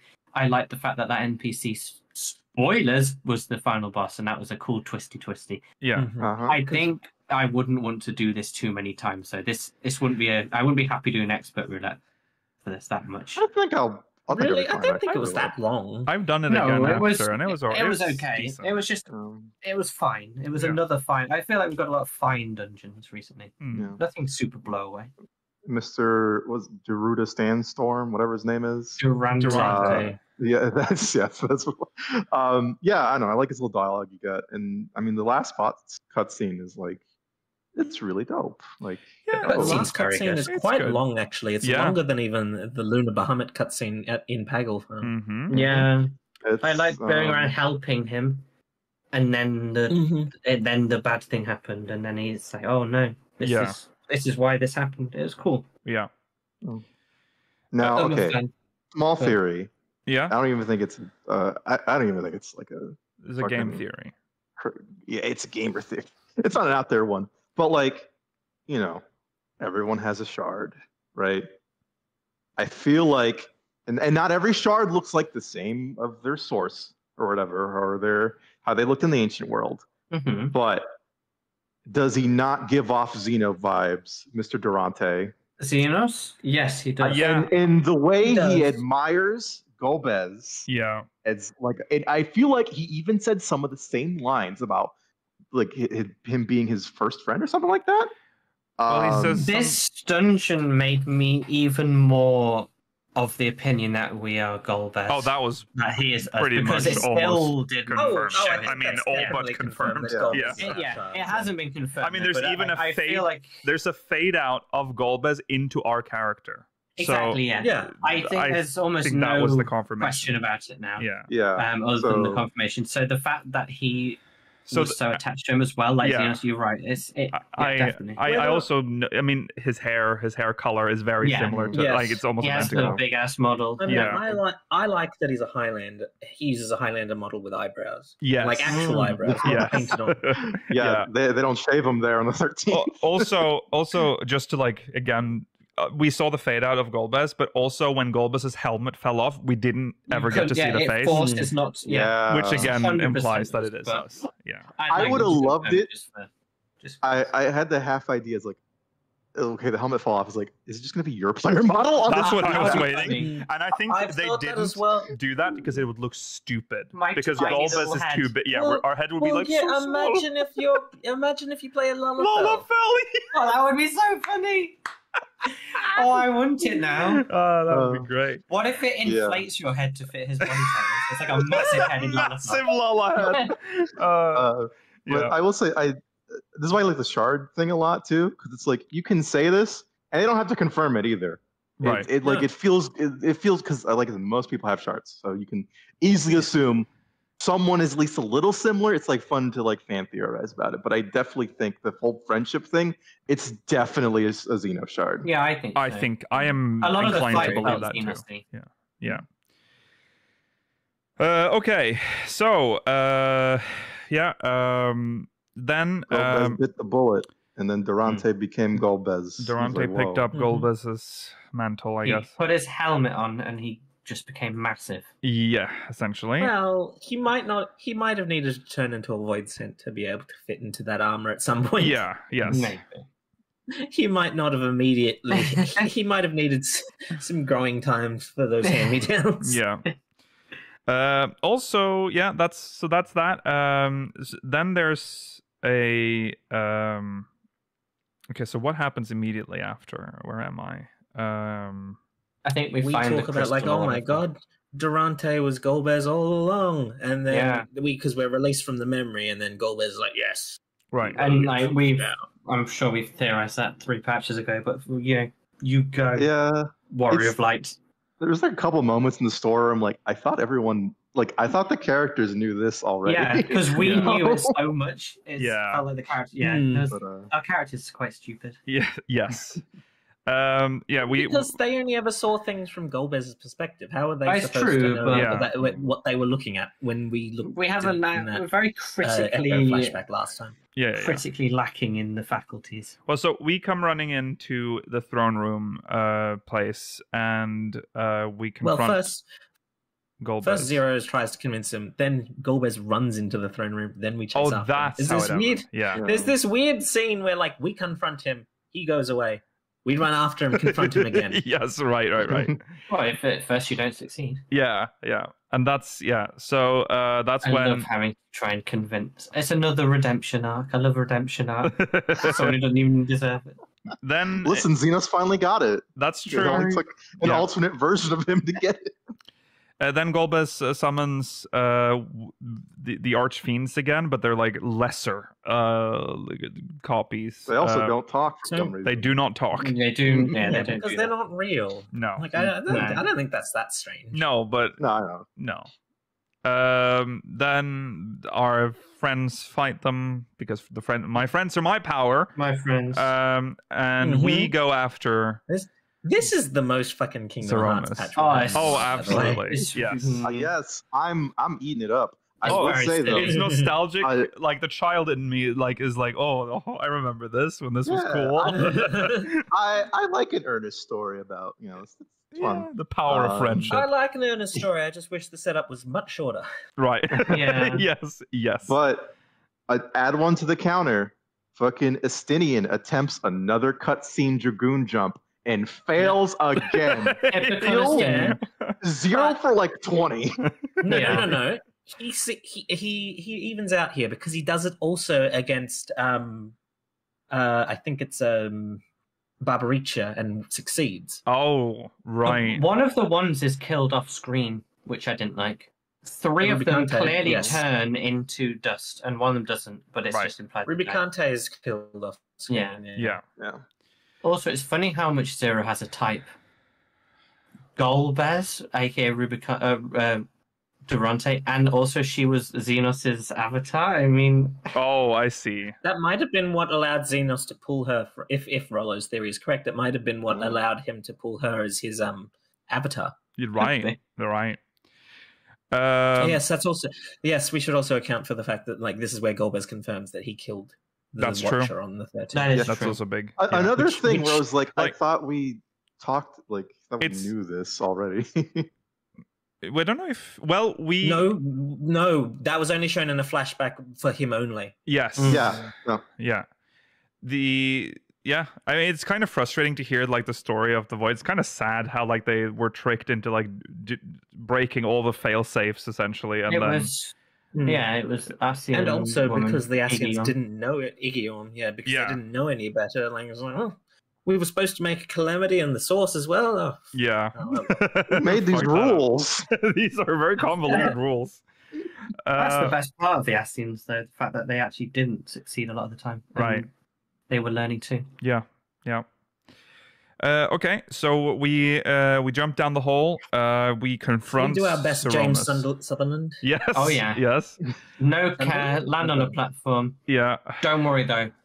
A Zem will always protect us and summon our friends from all the other shards. Next time. Yeah. It's just to explain to other people, and the 8-man fight. I mean, it's fine. Yeah. Yeah. It makes sense, but it's always used.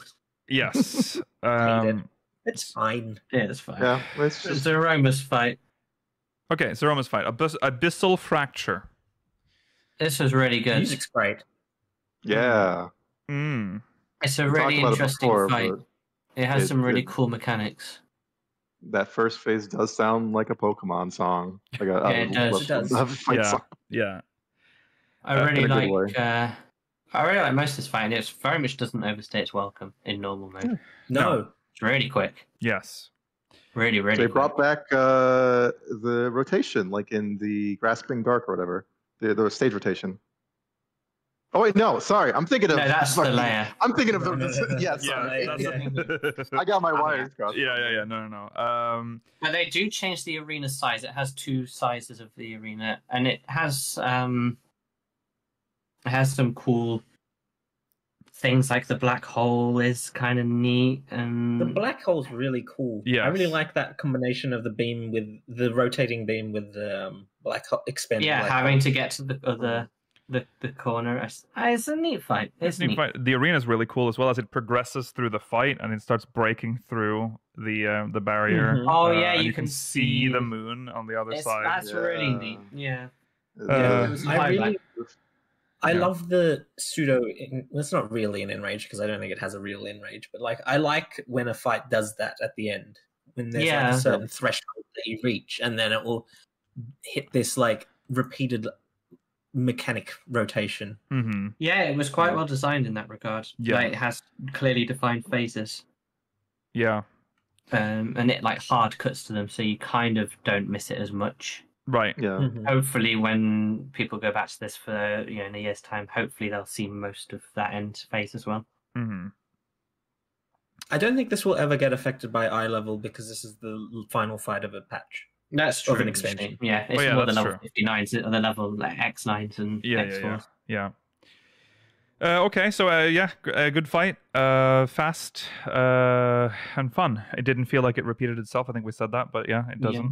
Oh yeah, the Um, return of acceleration bombs and people not knowing how they work. oh yes. You know, Classic. oh my god, Kring. Okay, so we defeat Saromas, and then we sort of get like a scene shift. We're now seeing it from Zero and the crew's perspective. No, first we destroy Zeromus and then it reforms. Oh, and it they all reforms. jump down as well. Right, we have to do all that first. Right. And that's when we get a really inconvenient echo. Yes. Oh yeah. Yeah. Right. That's when we get the Oh, echo. it's- That's And- how it used to be, though. That was the old Aram Reborn Echo at the worst possible time. So Yeah. it's nice. You think we'd like get better at managing this? Like No, at it's least a completely out of little. our control. Yeah. And because Like, come on. 'Cause it's We know confusing. where it's from now. when they jump down, Golbez is with them, and he like stands in like Yeah. he does Yeah. something, and He's it's a little on our confusing. side. Yeah, and he's on our side. Yeah, It's Chad like, is correct. This is one of my favorite echoes because of the fact it's flashing back to 5 minutes ago. yes. Well, yeah, true. So yeah, That is funny. Echo, That's and cool. now It's like the only Echo we've had for like. We don't get Echoes very often anymore. no, we don't. But It now was we funny to see happen, eh? what happened while we fought Saromas, where Zero essentially gets through to Golbez that Yeah. we can save the The 13th. teabagging That's work. why we're here. We've always been going for the same goal. We've just Yeah. never been able to cross paths. Yeah. And he's like, "Is that What even about possible?" this thing? Yeah. Friendship. And he's It's like, "Yeah, real." friendship is real. Yeah. Kingdom Hearts, Golbez, Kingdom After Hearts is 1,000 light." years, you've turned my I'll heart. teach you to trust again. Yeah. Now take my light. Yeah, she gives some light. She shows off a little ball of light to just like. But that's prove what to he him. did to everyone else. Right. I liked that. Yeah, and then she gave When him. he went to all of the four fiends, he gave them a little ball of hope, light, whatever it was. Mhm. Mhm. He gave them a little taste of. Was it? I don't know if it was light. Was at it that point, light? but It I was. think that was just It was dragon ether. ether. It was It was ether. ether, but Ether it is was the like a word. cool little way of like. Yeah, it's it's what he kind of did, the and then- same thing that was Yeah. happening. I like. Yeah. It's definitely a reference to that. So now he's on our side. I mean, this is one of the redemption acts. I do like the little twist there at the end where the story had like conveniently made us almost forget that we are fighting in the void. Then of course killing Zeromus means, of course, it's just going to come back. Like it was. Yeah, that's true. Yeah, it was interesting. And then he's like, no, if he's on our side. What do we do exactly? Oh yeah, right. They have to capture it in the Contra Memoria Crystal over Memoria Crystal. So Zero unleashes her light on Zeromus. Oh yeah, and she becomes a paladin. She job changed. Her Reaper weapon, her scythe, the top gets cut off. Yep. And then she's flooded with darkness. But then we all called out to her because the power of friendship. Sora, no, come on, Zero. Low to the light, not the badness. Zora. They put bugs in him. Okay. They put bugs in Zero. Zero goes full Cecil. Okay, we have to go. Yeah, we're all over the place, but yes. That's true. She does do the Cecil thing. Yes. Oh. It went from Dark Knight to Paladin. That's a cool. Yeah, that's a nice reference. Yeah, and she I didn't even think about it at the time. I look like this probably because my will to look like this. Yeah, basic and protect. I don't know. To save the 13th. It's unusual to just job changing to Paladin, but it happens. You know. Oh, she's just like the statue we saw in her domain again. That's a good. True. I missed that domain. I wish we could visit it one more time. Yeah. I know it's disappointing that we don't get to see it again. She's just like the Warrior of Light in the in the expansion trailers. True. Yeah. True. All good Warriors of Light paladins. Yeah. Okay, so while we are sealing off Zeromus or like fucking him up, Ritra calls out to Azhdaya to get Azhdaya out, and Azhdaya comes out as a little ball. It's a ball, ball of light.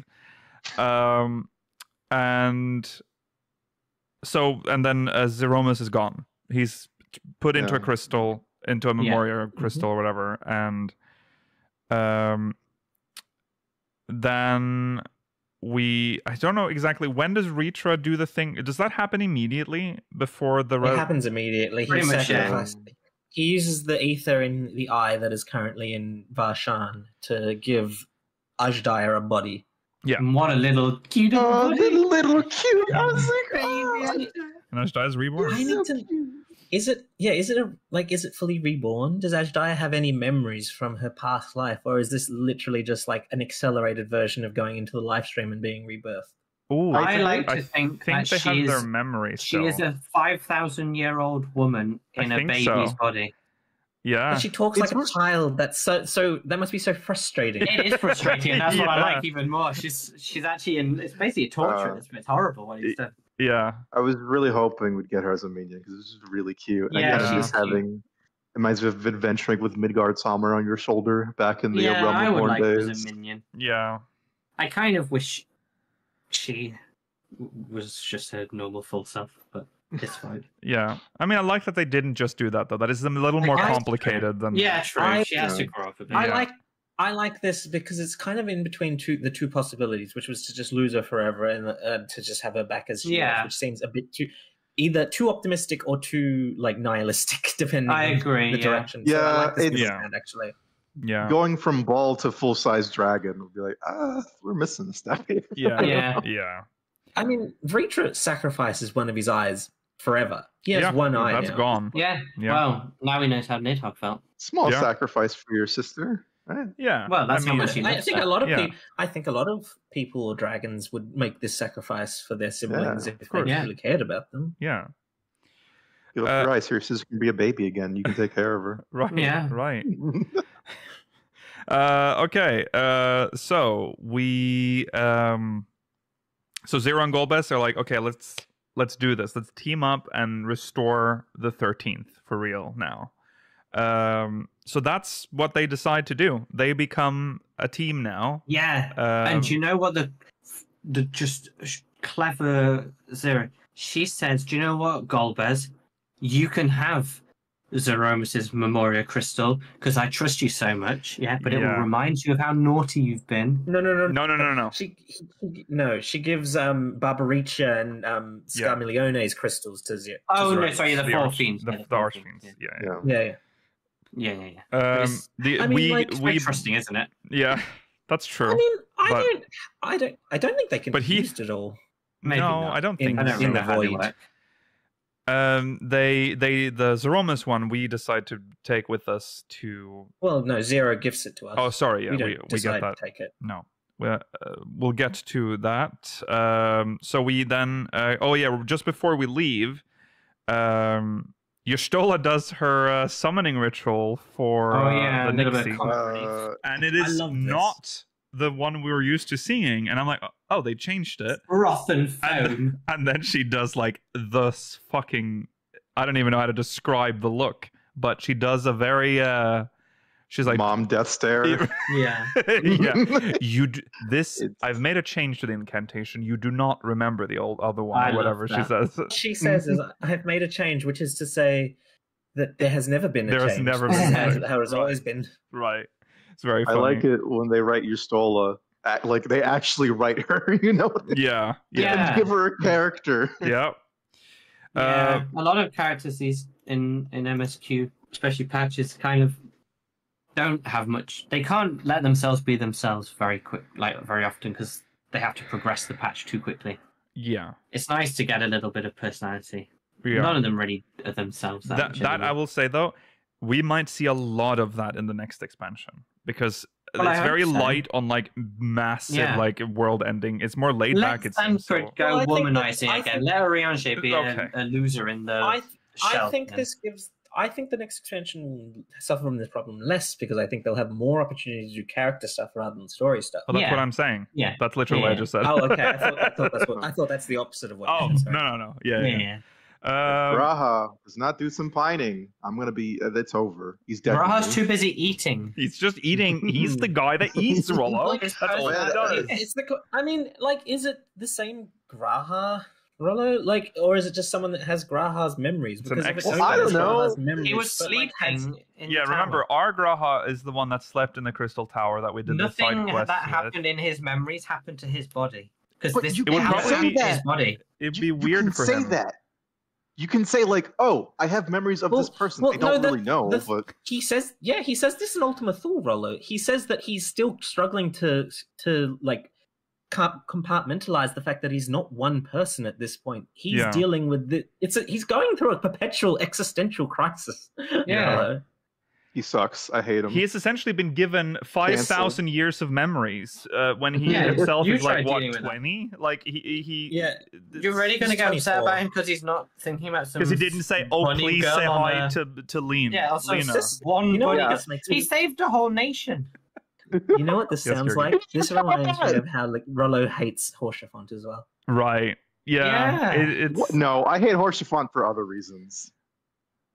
Okay. No, it just feels like it's the same energy. Yeah, it's the same energy. But he needs to talk about Lena more. Just because you care about Lena doesn't mean everyone has to care about Lena. Yeah. No, that's talk about fucking Horsefont. I hate Gaia and Reen, but you love her. You love both of them. She live with her. Cool characters. Right. They're not cool and characters. Horsefont isn't. Horsefont was a good character. He's a stupid little Jesus bitch. Christ. Anyway, we return to the source. We return to the source. We meet with Alphino and Alizé. We go to Tertium and talk to Alphino and Alizé and Iullus. That was nice to see them. Yeah. Obviously, Zero's not coming. They're not excited to see us. They're like, oh, it's you. Well, they're like, oh, were you gone? I didn't know. I didn't know what you were doing. Also, important to note that Zero is now staying on the Void, so she is with Golbez now. The Nixie that Y'shtola left with her is so that we can always find her. Yes. Yeah. If we ever need to contact her again. So we go back to Zero. We get to break the news to Iullus that Zero is not coming back. But that he helped her. Yes. And he was like, oh, what? I didn't do anything. Yeah. I didn't do shit. Yeah, he's confused. But it's cute. Yeah. And then we go to... Also, the twins get out of here. Get deported. Leave right now. Gosh, this is endless. What is wrong with you? No, it's just funny. They're just like, oh, hey, we're working. Oh, like, you're no, right. Leave. That's true. That is a moment that happens, is where they're like, oh yeah, trade is like working and like things are getting back on track, and then they're immediately being like, maybe we should leave. And then people... Take a vacation. Euless told them to leave. Yeah, Euless essentially told them to leave. Euless says you should take a break. Yeah, take a break. Yeah. You should take a very long break. And I kid you not, long. There's a moment when there's like the people around them are like talking or whatever. Like I don't even know what that cut to them was, but I genuinely thought it was a sitcom laugh track, like where people were like it was like it does give that does give that effect. It was weird. Strange moment right there. But they do back though. They escaped the Garland mines. Yeah, they did once again hint at a potential Garland mold restoration. Again, quite strongly. Yes. So I feel like maybe that is in the cards in the future. Okay, and then we have to return to Charlian and tell Fortunaut everything. And he's there with old McGee. Monteshane. Yeah, old McGee. And he is not voiced, so that scene is not voiced. No. I like that he's like, so you utilized light from another shard to do... This sounds very dangerous, but okay. Yeah, I'm glad that they appreciate that it is a stupid, dangerous idea. Yeah. Because they're clever people. Yeah. And then the twins are like, mate, we should probably stay here. I really liked this interaction. This was one of the highlights again. Yeah, it's nice. Makes sense as well. Seeing Fortunaut become closer to his children has been a nice plot point. Yeah. Yes. And then we are invited to a feast in Razathan just to celebrate the return of Ajdaya. But then we get an option to either say outright that we have to go to the first, or be like, oh, free food. But I think if you say free food, I went for the... If you say, I said free food too. Yeah, and they force you to go and see them. Okay. They force you. I don't want to go and see them. I want free food. Yeah. We have to go to the first to deliver this Romus crystal so that Reen can get some darkness. Get some darkness out of it. So they can restore balance to the balance. empty. Yeah. Because they're getting a whole burst of darkness in one go, which is hard to get otherwise. Yes. And that is if you've done the Eden storyline, you will. So in the Ocular, you get a cutscene. With Backlog, Reen, when you deliver the crystal. But if you've done the Eden stuff, you get an additional, like, this is like Yoshi-P teased, this is probably the biggest reward, I guess, for doing another quest line. Gaia walks in. Fully voiced. Yeah, voiced. It's crazy. Reward is a strong term, but I think that's a reward. I mean, even if you don't like Gaia, that is like a big... It was interesting to hear her voiced. Yeah. She's never been voiced in a cutscene outside of an instance. Right. So this was crazy. Yeah, Gaia Bros, we are so back. But that's my black and white moment. I said it last. But I have to say, as she walked in, those lips, I forgot. No. I was reminded all over again. Yeah. Well, and the first got big lips sometimes. Yeah, definitely. She definitely is someone that grows into her lips when you see her Asian form. Yeah. So she and it's like we're reminiscing about the old times. You can talk about the coffee biscuits, and you can, there's some You can bring up coffee biscuits twice, actually. Yes, you can. Once when you first meet Reen, and now here. Yep. If you mention it, she's like, I don't like fucking coffee biscuits. Who are you? Yeah, what the fuck you on about? There's better stuff out there. Yes, you do. She says that coffee biscuits are old news. Yeah, it's true. Yeah. Yeah, well, they are, but I reckon you can still use them to get that achievement or whatever for the Gideon achievement or whatever it is. What? I think they've changed it. So they nerfed it quite heavily, but I think. Well, I thought that was what the joke was. I think it's not. They definitely nerfed that on purpose. They nerfed it a lot. Yeah, you do not make anything almost from that now. No, it's more money efficient to do leave quests in Charlian now. Yeah, of course, yeah. So that's a very just a nice moment with the gang. Bring him back for 7.0, baby. Well, Gaia in MSQ. No. For 7.0, I don't necessarily think that's going to happen. I have no idea how that would play out, but I can definitely see them doing it in the future. Yeah, this was the best part of it, Rollo. The fact that they kind of stayed, that you only saw them on the first, and then they stayed there. It was very clear that they are staying on the first once forever. You stole Thank God. No, but there is... Okay, there's something important that is... This is a huge step for this game, because not only did we get a full, like cutscene with a character that you only get if you've done a side quest, they put the money in to voice this character as well, which means... That is true. Characters in side stories are now no longer potentially locked to never appear in MSQ anymore. It's a side story triggered cutscene. Yeah. If you've not done that, she obviously won't appear. Yeah. So I think it still means that she's locked behind. Unless they force you to do the side content first, she will not. She will always be locked behind. What do you mean? They have to. If you want her in MSQ, no. I'm not. No. What I'm saying is that doesn't mean that they're going to do big things. They're not going to be on the patch. Oh, you mean just cameos? Yeah, they're going to be. Yeah. They can add additional flavor to a cutscene. You know. Sure. Yeah. But it means that she'll be forced to stay on the first. Because before this characters in side stories usually locked out of MSQ unless they're if they appear. Yeah, go on. Yeah, if they appear in MSQ, they'll be unvoiced. Yes, exactly. Yeah. Okay. Anyways, so we're done in the first. They just stand there in the ocular now. I think if you go back, I think they're still standing there, right, in the ocular. Cool, if that's true. What's super annoying is that if you, like me, thought, okay, I am done in the first. Let me just real quick go check up on Onukalhai and Ciela because they are name dropped several times in the MSQ. Nothing, right? Because they don't change their dialogue until after you've done the MSQ. Yeah, that's funny. So you have to go back afterwards. It's so annoying. But anyways, yeah. So we go back to Megadudu. No, actually, we go to... No, the thing is, we do go to Megadudu, and then the cutscene takes us to the Mayhem. Right, that's what happens, yeah. And we get a nice little cutscene of everyone during the big feast, and we get to see Play-Doh face. Leave him alone. Nabdeen. He was sad that his little bro's not here. Yeah, he misses him. His little adorable brother. Anime moment with him, but that's fine. He was very...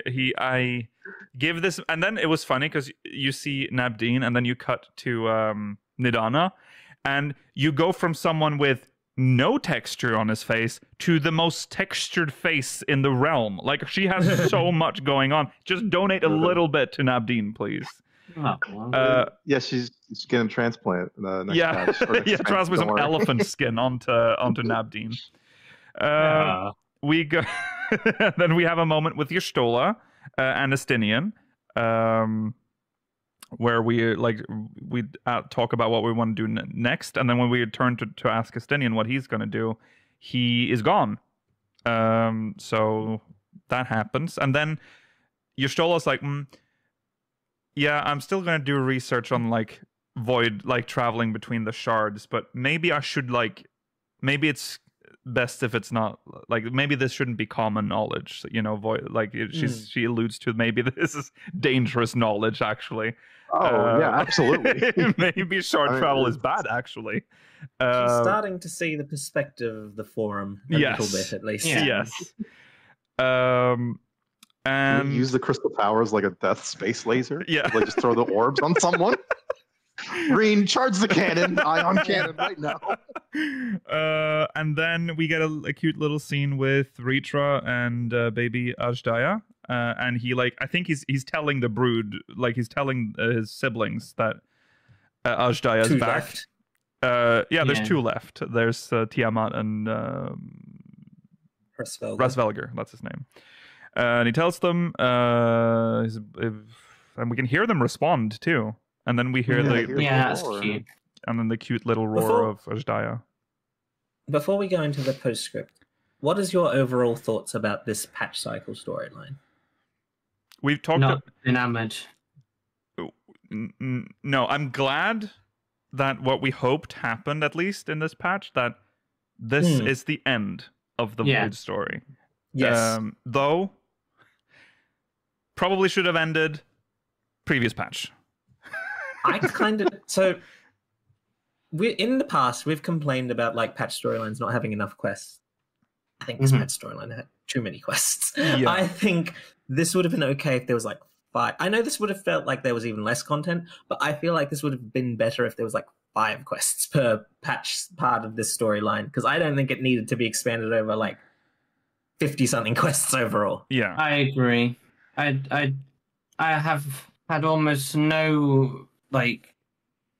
I don't care that much about a lot of the events of the cycle. It's too much the FF4 love story remake rather than being a 14 integrated storyline. No, I don't. I'm just glad it's not. I think I got a lot out of it. As someone who didn't play FF4, like I think it stood on its own 2 feet. Oh, that I agree with. I only think partially. I think a lot of. I mean, look how on the nose some of it was, like the nostalgia attack from Zeromus. Yeah.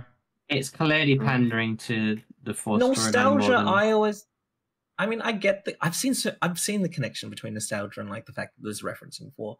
I'm pretty sure that's just, I can happily take that as just like Ajdaya for the source. I think the start and the end were both good. I like the part where we meet Zero in the Void. I liked most of 6.2. I like 6.5 as a conclusion. I think we don't need. I think 6.3 and 6.4 were way too long. I agree. Yeah. This might sound weird, but I feel like my majority of complaints with this like entire patch storyline in general doesn't matter, because I think the optimal way to experience this is just doing it all together. Because the worst part of now you can just do it all at once, right? The worst part of this is just it took a year and a half to get through this, and I think it does deliver on like what Yoshida was talking about before. Like, he want the patches to be an adventure, like a separate adventure. Yeah, you know. And I think it was. I like the characters. I like the stories. Cool little self-contained stuff. Pretty neat. Just doing it day one feels like the worst way to do it. Right. You know, like it really suffers there. I think, but yeah, people. I don't think the majority of 14 players do stuff like after it's out. Like no. I think the majority usually do keep up to date, but they're gonna have the better experience. Straight up. I think this is going to be painful in the moment in the same way as A Realm Reborn's patch stories, but I think this will be more enjoyable playing it later, unlike the Realm Reborn patch stories. Yes. I agree with that. But I think this is very much the filler season. Yes. I've also seen the filler season. Yeah. I've also seen the complaint. Yeah, I don't mind it.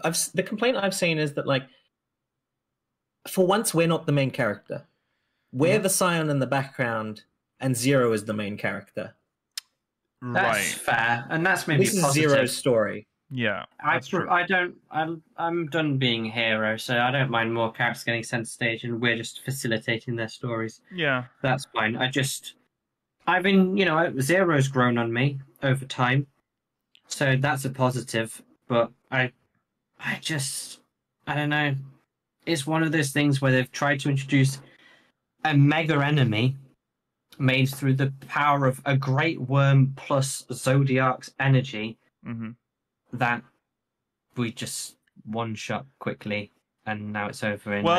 They tried their best. I mean, obviously, there's some structure in this game that would have made it impossible for it to be any more than, we kill it, You know, it's a trial. We kill it.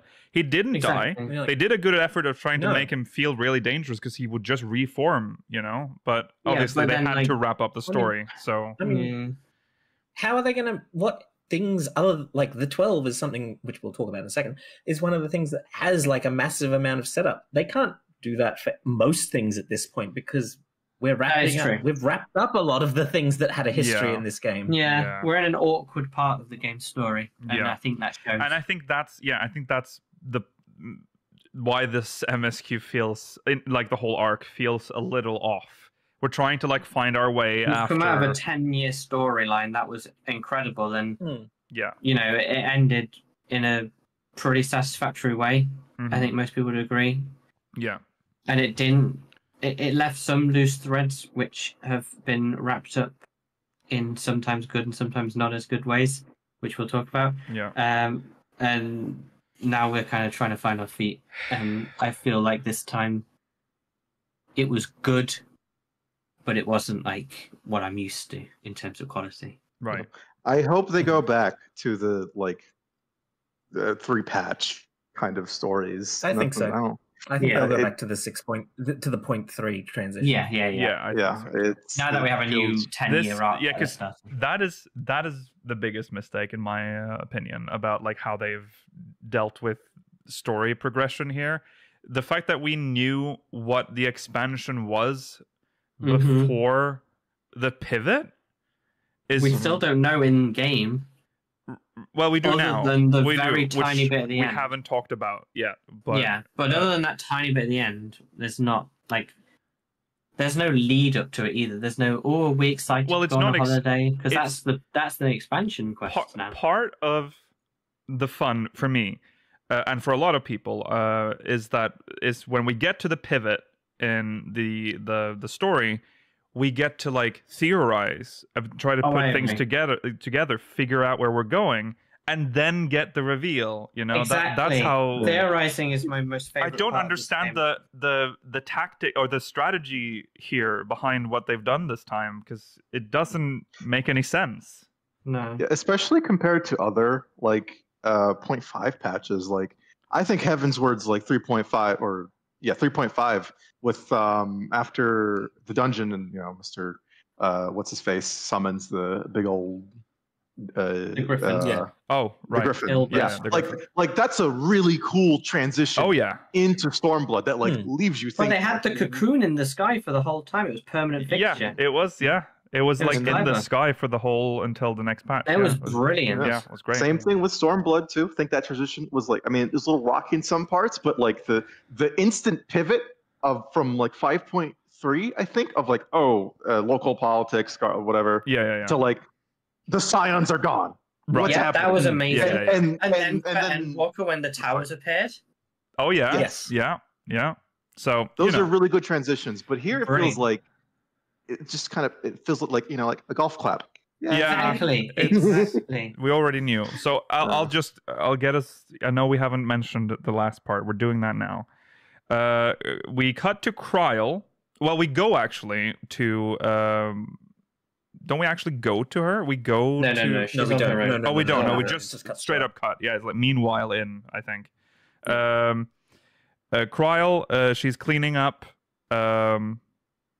She's done cleaning. She's finished cleaning. She's like, okay, finally she can read this goddamn letter. And she reads it, and she says that she has to look into something. She does. There's she mentioned something about the.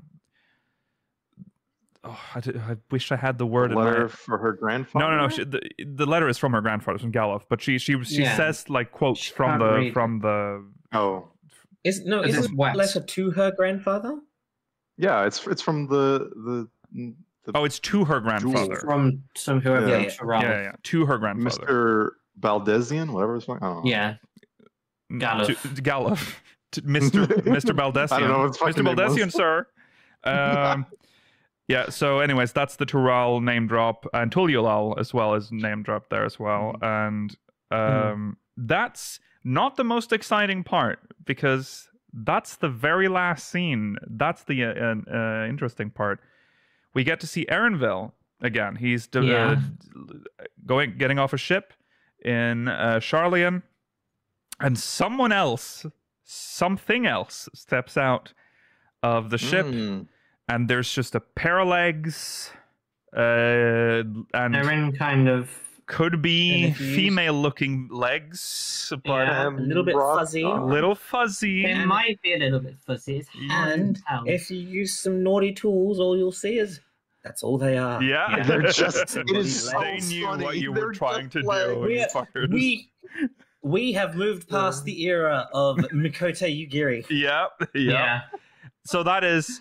I think I will say it's an 80% chance. I mean, I'm just adding 20% just in case, but that's a female Rothgar for sure. Yeah, it's gotta be. Why would they hide it from us? It's going to be revealed at European Fan Fest. Yep, and then the patch drops right after, and then you'll be able to see her. Yep, that's what's going to happen. So no, it's not going to be revealed at European Fan Fest. The patch drops not until January. It's going to be revealed at JP Fan Fest. Yeah, sorry. Right. I had this exact same sorry. thought. Yeah, I thought exactly the same as you, Rolla, when this happened. But yes, no, it's JP. Okay, European or JP, one of them. And same with the charm that we skipped over. The Clover charm the that Clover. also appears in the letter that Kryl has. Green Mage. Green Mage. Yes. So I suspect we will get the Warrior of Light's job in the European Fan Fest, and we will get Green Mage and Female Viera at JP Fan Fest, which will be like a week or two before 6.55. So Green Mage are Irish. They are Irish. I mean, that is the symbol that is commonly used for Green Mage. And is it in? Oh God, where's Green Mage from? I meant female Hrothgar. Yes. It is interesting about the image, the naughty image, where you see their model. It looks like the trousers have a cutout at the back for where a tail would go. I mean, that makes sense. Which is that just adds to it. Further adds to it. Yeah, those legs are looking mighty burly. So I'm thinking we're getting what we deserve, which is big woman. So I think we're getting big woman. Okay, it is hard to tell still. For those that are unaware of what a green mage is, because a lot of people might be questioning now, what the fuck is a green mage? Because it's from not from a mainline Final Fantasy, it's from Tactics. How dare you? It's an Evilisian job, which is exciting. It is an Evilisian job. So, I still holding out for Dalmasca, I do want some Dalmasca. So they specialize in green magics, and green magic is it's buff debuff. It's buff debuff, but it's like protect, blind, and bar spells. So I don't think it will do the majority of that in this game, because I don't think we can have support anymore. Yeah. Remember, Bard was support, and they're not ready anymore. Yeah. Well, Dancer is support, so not really though, not properly. Unless it's they support-ish. But they probably will give them like the like bar spells, like which we're gonna get. They'll like give us some spells, bar arrow, bar fire. It'll basically be like red mage again, I think, which is a bit. Yes, I think so too. Yeah, I just like that green mage will have a red icon. Oh yeah. Oh, that's true. That is true. Yeah. What if it's going to be the letters green? It's going to be the job icon. To be fair, the job icon for blue mage is also red. That's true. So, yes. Well, yeah, there you go. And the job icon for white mage is green. That's also true. Yeah. And black mage. And black mage is red too. Yeah. It fucks up on everything. Except for red mage. Yeah. Okay, we have to move. Jesus Christ, we're spending. We do have to move on to Myths of the Realm, because I've got more to say about this than the MSQ. Listen, I'm so sorry. I really got to piss. I'll be right back. Cool. Okay. All right. So just just walked away. He could have. He could have. Yeah. Okay. So we start off with we go to Omflaws. We talk to Derek. And we meet up with Snow Game and Kryl and Graha. He's waiting for Graha and Kryl. They're not here yet. They go there. Yeah. And then they joined up later on. So already... Well, no. Mm-hmm. Well, yes. I was going to move on to the next bullet point. So if there's anything... We get a chance to talk to all of the guys. This is the point that... Yes. I already knew this was a good bit at this point that I was going to be annoyed because you can only speak to the gods that you've already encountered here. Yeah. I felt the same way, the kill. I understand that. Yeah. I mean, the only interesting ones were Byragot, because if you're a crafter, he says, I see you've taken up a pool of trade. Yeah. And then your god, so for me, Menfina kind of added on. I see you're a follower of me. Right. If you've done the cutscene, if you've done the quest line with the ancients who turned into Nemea and Althic, they'll acknowledge you. They'll say that you're familiar as well. Oh, did they say that to me? They'll I haven't done that. They'll say something along What's the that lines. quest line? They'll allude to it. I don't remember the name of the quest line. Oh. It may have said that or not. I don't remember even what the quest line was about. Azema is also interesting because she says that you're familiar to her as well, even though there's nothing in game that would have indicated that beforehand. Ooh, but the reason for that is very interesting. Yes, but that's not revealed until after the raid. Okay, so we get to talk to them. You can do that. Yeah. I strongly disagree with what Nofika says. What did she say again? What does she say? She says that everything the elementals do, they do out of love. Oh, yes! Oh, they do it out of love. That, she also says she's not to do with that. She washed her hands of them. No, well, she did say that they were... She said, a lot of people think that I put the elementals there, but whatever. And what did she say after that? It's hogswash. No, that is not what she said. She left it very vague. She didn't say whether she made them or not. No. She just said she was being blamed for them, and she obviously doesn't like that. Well, bless her. it's because it's not her. I mean, they're beings that... But she said they do it out of love for the forest, for the place that they have been... Which they do. And she says that they have been tasked to protect. And who tasks them to protect the forest? Mailer is... I knew we were going to have this discussion. I knew that the moment she said it. Mailer is blinded by he's ignoring what she said, essentially. Large tracts of land. They're just so rolling. Yeah, well, they're divine beings, essentially, now. So don't have to worry what she thinks anymore. No. Oh, God, yeah. Okay. And then... So Graha and Kryl came along, and they were like, remember our theory, which... of all the possible options was the most boring possible option, that the Watcher on the Moon is the 13th. The gods come along and say, yeah, you're right, the most boring possible option we could have put for this boring, well, potentially amazingly interesting questline, but we put the stupid, boring option. It is the Watcher on the Moon. I was really disappointed. Genuinely really disappointed. I really wanted them to be more than what they ended up being. No, see, I think we're going to have a bit of a... Okay, we'll get to it. I mean, what annoyed me is fine. that the Watcher seems to be sundered, but how? As far as we're aware, the 12 are not. Yeah, that's weird. Doesn't make sense. Well, because he was placed to serve a different purpose than the gods, I guess right? so, but they seem to have been made all at the same time. That's what annoys me. That's the thing. That's weird. Maybe she had to make 13 of him. I think this quest line suffers from only having 2 quests this patch. Yeah, it should have had more. But this is one of the most cool, important bits of lore in the game. Well, so the Watcher. So we are very passionate about this, clearly, but let's stick to the timeline. So we are. So Graha and Kryl, they have they have explained essentially that. They're explaining that the gods are expending vast amounts of ether in these fights. Yeah, they're almost disappearing. Yeah, they're like... This is when you realize what was happening? Yeah. Yeah, okay, good. Yeah. And so that's when we're told that, the 13th, it is the Watcher. It's the dude on the moon. So we go there, and we already knew we were going to we knew this before the patch came out, by the way, because in on the website for this quest line, we're in the Watcher's room. So we knew it was happening. And he explains that they are placed there by Hydaelyn, and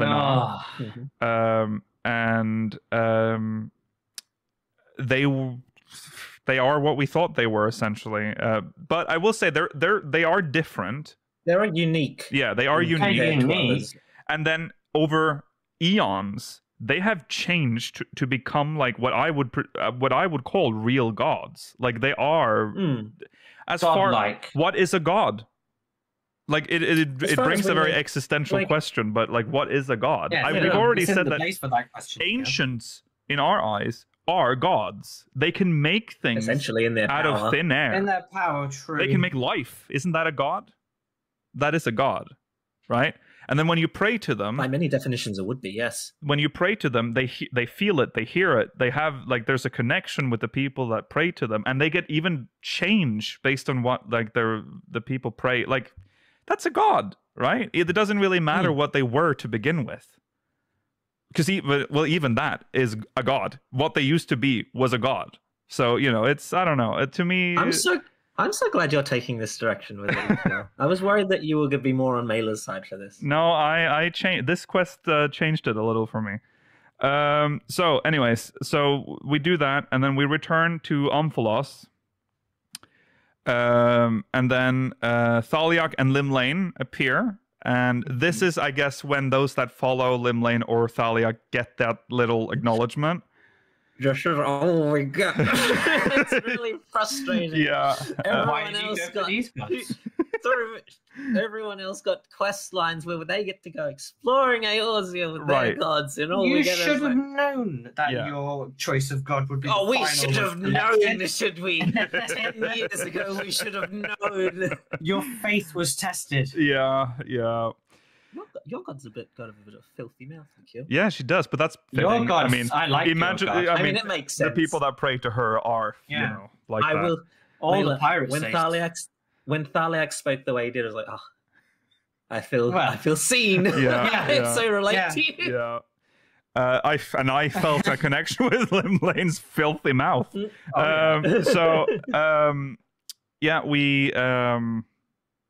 We meet them, and they review. Hello, and then Derek. You don't have to say that, Rollo. You can just silently come in and just start talking. I said I left. I might as well stay when I come back. Right? Well, that's our point. You didn't have to say that either. You could have just silently gone away. Anyways, the Derek, obviously, who I almost refuse to call Derek. I've almost called him Oshan every time we've done this, and obviously he is Oshan, and it is revealed. Could have seen this coming. I saw that you picked the option where you're like, of course it's you. I did that as well on my first run through because I was like, it's the real option. Exactly. If you say the Oppo, okay, so you saw this as well, man. If you say the Oppo, Graha and Kral look at you like you're a fucking idiot, and then Oshan corrects you. Yeah, that's funny. But he says like, sorry to disappoint you. He's kind to you at least. He's kind in your stupidity. I thought it was the monkey. It looked like him. Yeah, exactly. Because all the others were. Yeah. So here's your nice, attractive god, everyone. Yes. Which is why I can sort of understand why they went with a different design direction with Thaliak, because I feel like there would have been too much visual similarity between the two designs if they both looked like that this patch. Yeah, sure. And essentially all the theories we had for Oshan are true. Like it was Oshan all along. He wandered around because that's kind of what he does. He is the wanderer, and he is like the god of the people, essentially. It makes sense. The creation myth makes sense as well. Why he is not mentioned in the same way that the other 11 are. Yeah, exactly. Yeah. And then we are not Oshan. We are not Oshan. I'm sorry. That finally it is over. That theory's dead. No more. Theory's finally gone. It is. Mm-hmm. No more fun. It was a possibility up until the very end, I suppose. So it was. It lived a long. It had a long life. It had a long life. Exactly. Okay. But then they're like, okay, time to fight, bitch. Time to fight. So we go to Thalea. And now we will review it. It could be it could be my bias as someone with Thaliak being my patron. I think the Heaven of Water is the prettiest heaven. Well, visually, I might agree with you. I mean, it looks like Venice Charleon is kind of the way I would describe it. Venice, It's the FF15 Venice. Yeah, I mean it's okay. I mean it's not ugly. I think it's fine. I think this dungeon can be. I think Nofficus Heaven is one of the prettiest. Oh ones. yeah, Heaven of Earth. Heaven I of can Earth. see that. I think Yeah. the Heaven of Earth. I think if you don't say the Heaven of Earth, Water, or Heaven of Earth, Water, or Fire, maybe Wind. Yeah, you are incorrect. If you say Ice or Lightning, you are incredibly wrong. Yeah. Well, there you go. There you go. Okay. I think it's just a very enjoyable. Very very few trash mobs. Barely any. The weakest of the three and I think that's not even in my opinion. I think that's factual. But it was very enjoyable. He presents. It was short as well. I like the trash mobs that appear before Thaliak because if you're not careful, if you're not healing carefully, you will. Yes, I like the binners and dinners from Sephiroth. I have seen entire parties of an alliance wipe to this. Yeah, I like that. We've seen them also in Orbon Monastery, one of the Evilisian ones. So you need to be careful. Yeah, but the bosses were cool. Oh, I really like the music. I think the music's good. The basic music, the music's good. I think has this sort of bittersweet feeling of finality to it, which I really like. And then the mini boss theme, it feels like a dance because now at this point we know it's not a battle. We know that it's this mutual understanding between us and the gods. Yes. Yeah, true. The music was very good. The fights were good. Yeah, the first fight is with Thaliak. It could have had a little bit they went for geometry as the only mathematical thing. The mechanics were good. The hardest one was the towers where they fall away. That one was hardest to visualize. Right. The triangles. Expanding triangles is a little bit difficult in terms. Oh, really? I think the expanding triangles can be a bit difficult in terms of just managing your timing to avoid them. That's fair. The green ones where they go three. The green ones are a bit big. I liked the rotation mechanic. I just wish it would do more than just 90-degree rotation. Yes, the rotation was good. Do more than that. Yeah. Yeah. Yeah. I definitely feel that too. That as out of all of the final alliance raids, it's definitely the easiest one. Oh yeah, I haven't seen any wipes to it. Any of the bosses really. No, I haven't done a lot, but I wouldn't say this is the easiest alliance raid ever. I will say it's the easiest final alliance raid. Yeah. And then you move go on straight from that heaven. Yeah. Straight into Lim Lane, which is another really enjoyable fight. Her arena's crazy. You just jump into the sea. That's wild. The morphing arena is a good mechanic. Yeah. Yes, I heard you were really excited when Thalos and the other one appeared. Yeah. Oh, I keep forgetting their name. Oh, the dragon things. Because their skeleton, quote unquote skeletons, were in a 1.0 dungeon, and it was Pericos, Thalos, and Pericos. Those are. And Thalos' skeleton is still in Apollonotia. Yep. So that was very cool. Of course, that's what that is. Yeah. And I like how when she splits the sea, and you have to run from the receding the returning water, and you go through a gauntlet. I really like how the arena works in this fight. Yeah, a little bit. This was my favorite one, I think, and out of this. I think that's fair. That raid. Yeah, it has a lot of cool mechanics that I haven't. I mean, especially that one. I've never seen anything like it. Yeah, I would agree with that. Lim Lane is probably my favorite, but I liked all three of the They're solid fights, all of them. In this raid. Thaliak's was good. Lim Lane's was good. Oshon was. Yeah, Oshon was good too, but it's a two-phase. Didn't have as much to it. Oshon's was good. I liked the Yeah, it has two phases. Yeah, I like the way that the AOEs zoom around the screen. It's very unnerving. Yes. Yeah. True. I liked that he turned into giant, edge of arena boss. Yeah. Nikhil, when Oshon did that, when in the second phase, when he's large, and he makes a bunch of circles appear on the arena and says, "Do not hesitate." Yeah. Did you hesitate? I did. I think you should hesitate. Yeah, never hesitate. Which is so unusual. It's so interesting. Yeah, exactly, because that's your motto when it comes to these mechanics: is to pick a direction and run. Yeah. So he good fights. What? We've cleared all the gods. What is next? And then it's the most beautiful golden staircase to heaven. It's so pretty. The seventh heaven. I will say. Yeah. I will say. I was surprised Graha is voiced in this. Oh yeah, true. Yeah, that is true. But Graha speaks, and Kryl has lines, but she does not speak, which is interesting. Right. She does speak in the MSQ. Yeah. Oh, Kryl. Yeah. Who knows?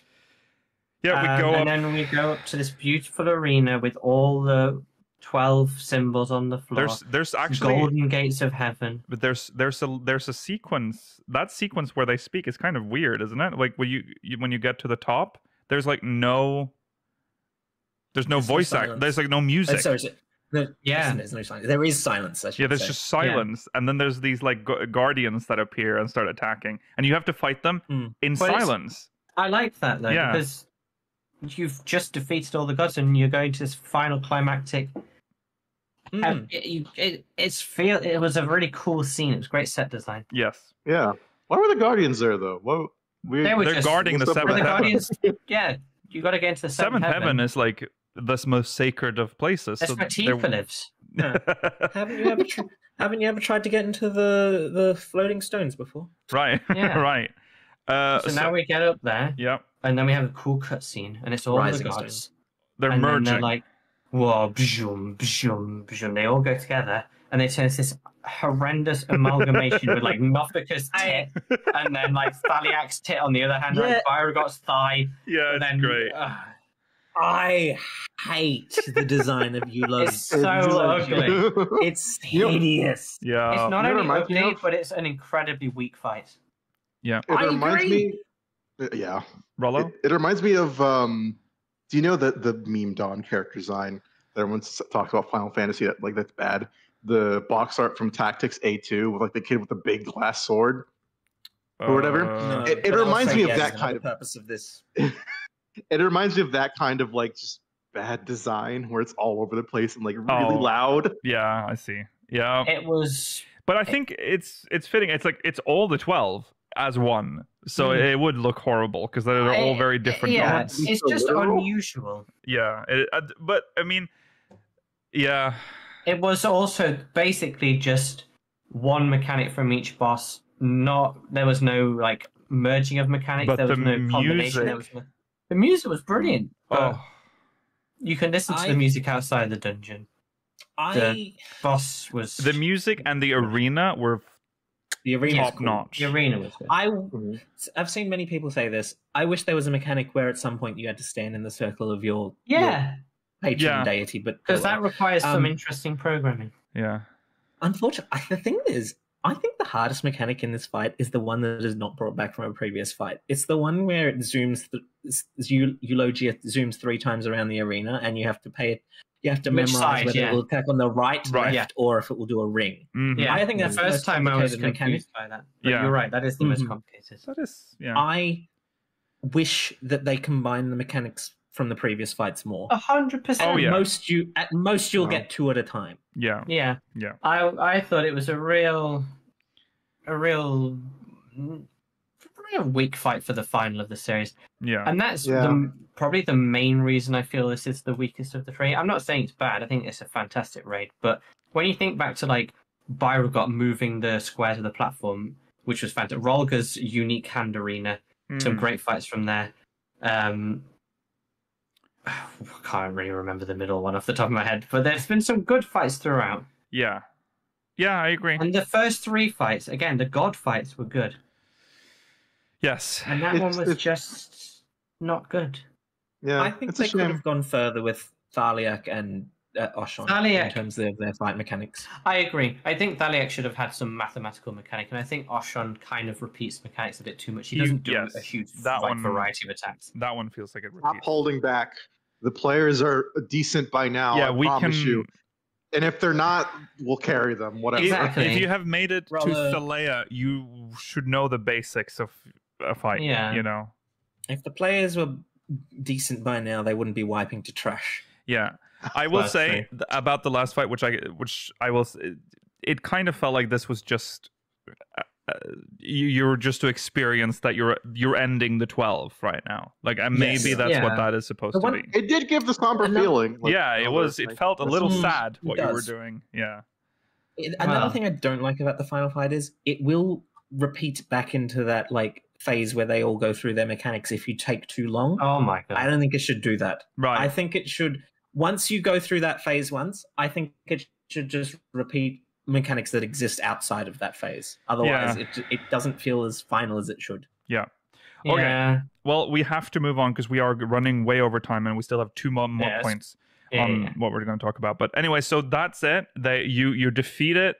The 12 like they come back into they separate, and they reveal that they are planning to return to the live stream because you're ruining stop ruining the game for me. No, see, I was worried too, but I feel like you were just ready to be angry, Milo, during this part. I had an impending sense of dread because I knew what they wanted to do. Yeah, I don't want them to go. I felt, I was like, this is, I mean, when it happened, it's like, this is the worst thing a living being can ever experience. Their gods literally abandoning them. Exactly. So, I felt really sad. Yeah. Like, I know it's not a real religion, but like some people have chosen to like have this strong connection to their patron deity since the time they joined this game. Yeah. And to see them disappear is a really sad moment. Yes. Yeah. Yeah. Also, they didn't seem to care that much. Well, they did. I mean, they did say they did this out of love. Technically, but also they did reveal it's a little bit for their own sake as well. But yeah. And, like they kind of, this is very ancient in its like thought pattern. Like once they feel as if their job has been complete, they return to the star. Yes. Yeah. However, they do leave behind I don't even know what it is, but like the monument. I don't remember exactly what they call it. It's a receptacle to receive the prayers to them, so that the ether is returned to the planet of Aetheris. Yes. Mm-hmm. The instrument of faith. So the religion persists. The 12 in a way still exist, but in a more ethereal way. You pray to your deity and your prayer feeds the planet. That's essentially what's going to happen now. They prepare to leave, and everyone says like parting words. They say like their like their motto, if you will. And it's cute. Yeah, nice little goodbye. It's sad. It is sad. It is very, very sad. I mean, it's a nice little sentiment. I mean, it's enjoyable. I mean, I feared that they were going to kill the 12 since the first quest. Like, I knew that something was wrong when they were telling us to fight them. So I thought they're going to kill the 12. Are they really going to kill? Felt like the pantheon of the 12. I felt like my game was ending. Well, we basically kill every god we meet, so. But these were our gods. Like these were the good they met ones. Us. They were good. That was their mistake. This was the last thing from like a Realm Reborn that we still could cling on to. Yeah, but now they aren't completely gone. Part of them still exists. So Oshan turns.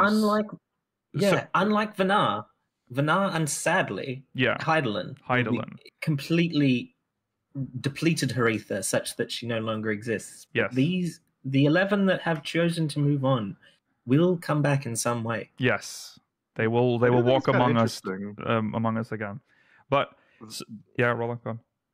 I was just gonna say that because they're constructs, Yeah. But they a bit more than that. Yeah. Yeah, they're cool, big constructs, whatever. But they've been around so long enough to like essentially have their own life and personality, so diverged from the original one. The original one has already been recycled through the live stream, Yeah, it's kind of weird to think about that. Yeah, it's true. And the argument again that they were ancients. I said this before, Rollo. You were having a piss, but it's been eons since they were made. First of all, ancients are gods to Eorzeans or Etherians. What do you call them? What do we call the people of Aetheris? The people of Aetheris. But it is an Eorzean religion. Anyway. It is an Eorzean religion. For what we know, as far as we know, they do Do they ever? They have a Zem in the. They have a Zem and Nama. Yeah, they're all around. There's a bit of it there, but they're different. But it's primarily in Eorzeea. Yeah, like everything. Yeah, I forgot what I was saying. Either way, whatever I was saying. Oh yeah, they've whatever they were before were already gods, but then they've changed so much, and they keep talking like gods. Like they genuinely love everyone on the planet below. Like they're they're nice. Gods. They were gods. So they're cool people. I am not disappointed that they were ancients originally, because what they were at the end were truly gods. I just don't. Yeah, because at this point, I just don't see how the lore of this game could account for like a true god. No, it wouldn't. I think everything in this game like comes from Ether. To a certain extent, Ether is like the progenitor of everything. Ether is God, essentially. Like that's they've locked themselves out of like true fantasy and everything. I mean, it is still true fantasy. Beginning. Well, it has to have a logical beginning, though. And the thing about the 12 that makes them a bit different from other like primals is that they are also we at least theorized this in the previous patch, is that they are also affected by Dynamis in a way that most primals aren't. That's true. Also, the 12 were placed there and tasked with protecting the planet by Hydaelyn. Do we not consider Venat or Hydaelyn a god as well? Like there's because we struggled to figure out back before we knew everything. What is Hydaelyn and the 12? Like what's the difference? Well, but now we know. We knew what they were more fantastical. They were more she was godlike. No. Hydaelyn was a fucking crystal floating in like something. The core of the planet. And the 12 were air. Like we had nothing on the gods. Exactly. They were just symbols. Yeah, but now, Mela, that's exactly what they are again. They are air. They're just nothing. Yeah. They are, you pray to them, and it goes into their like receptacle, and it is fed to the planet. What they were and what they are now, before this storyline, is essentially functionally the same. Yeah, I think very little has changed, and for the people of Aetheris, nothing has changed. Actually, in fact, they might see more benefits now at praying to their god because it actually directly benefits the planet now.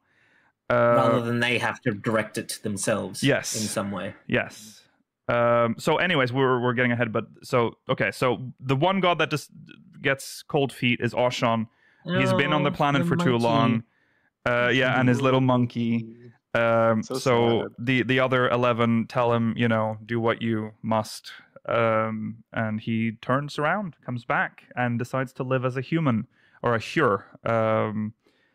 On Aetheris, and not as a god. He loses all his powers doing this. That goes back to the live stream from what he explained. That is gone. He is Derek now. But he wanted to bring his brethren out of that crystal that's in or the receptacles from that crystal in Omphalos. And bring it somewhere where it makes sense or something. He says like we're I don't exactly remember what he said, but like somewhere fitting. Somewhere truly meaningful to the people of Aetheris, or at least Eorzea. Yeah. And so he goes to the Sanctum of the 12, which that is the most fitting place. It's nice to get back. We've been there for less. Yeah. I was a little disappointed that it doesn't stay glowing out. Agreed, yes. After the cutscene. I was going to get to that. I went back recently. It was glowing through the whole cutscene, and then right at the end it just fades away. I was like, for God's sake. Please patch that in. Please, just do it. A little treat for those of us who have done the Exactly, quest. I agree. But it's fitting now that the gods are truly technically there. Well, when you marry now. Spirit of them. Yeah.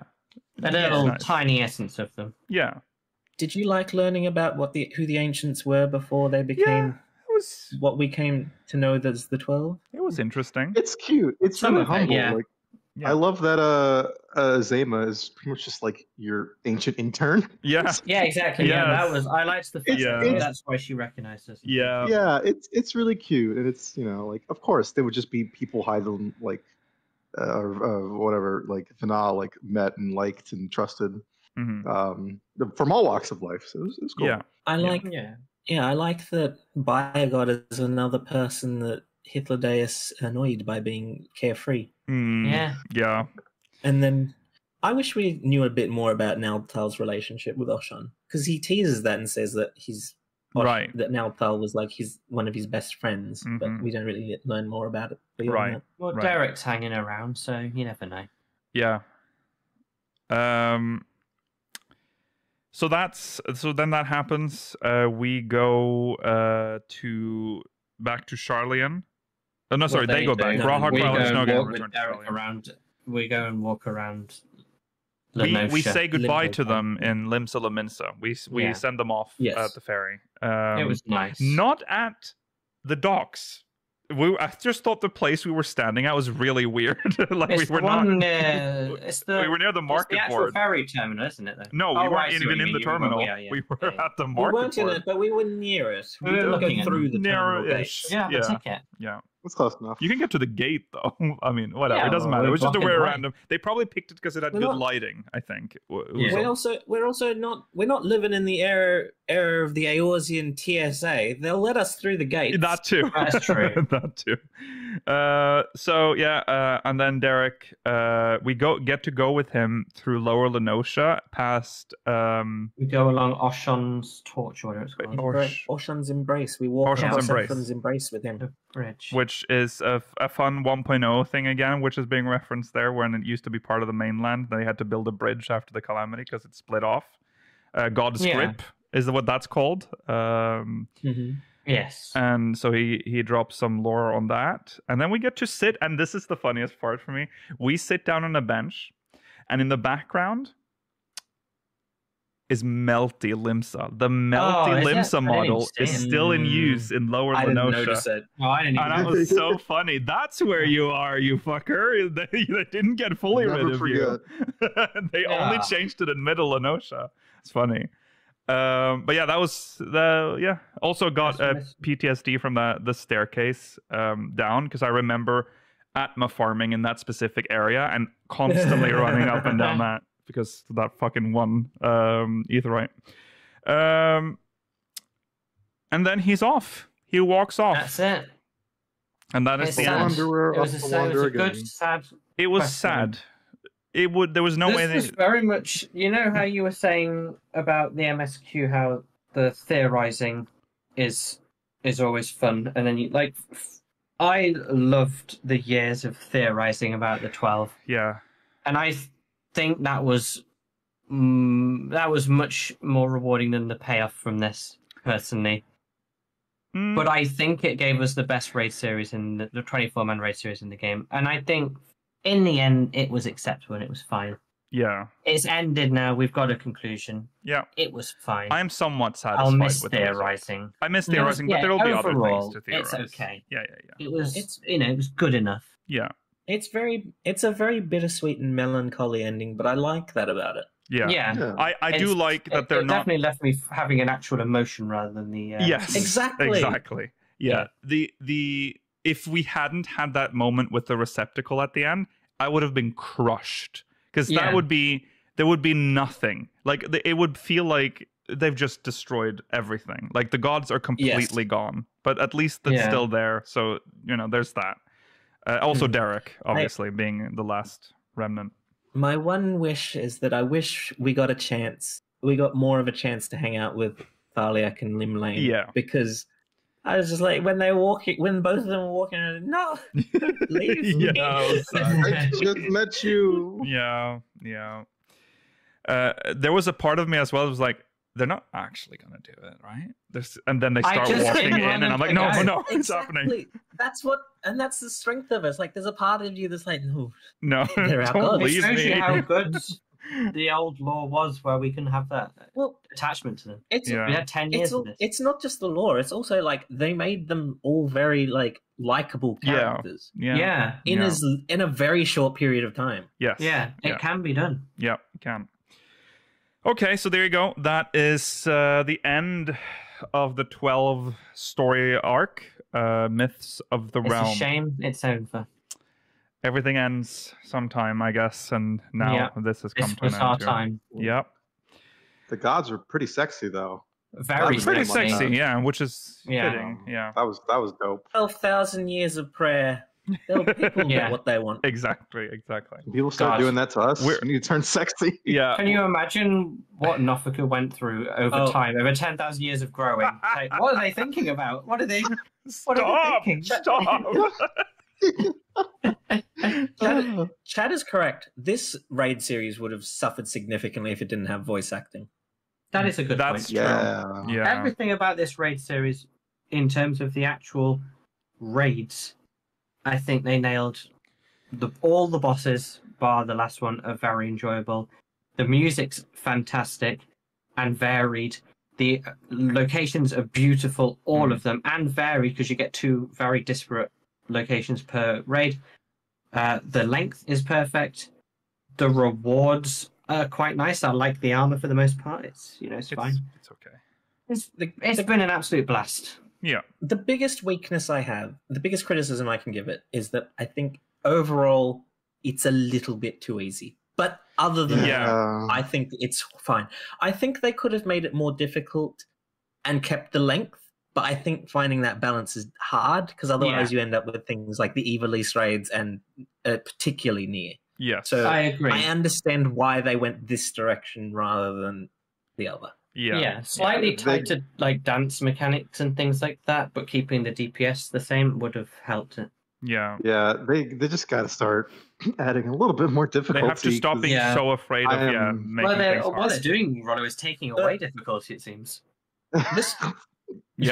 This raid series was designed. They've said this in previous either FanFest or something or other.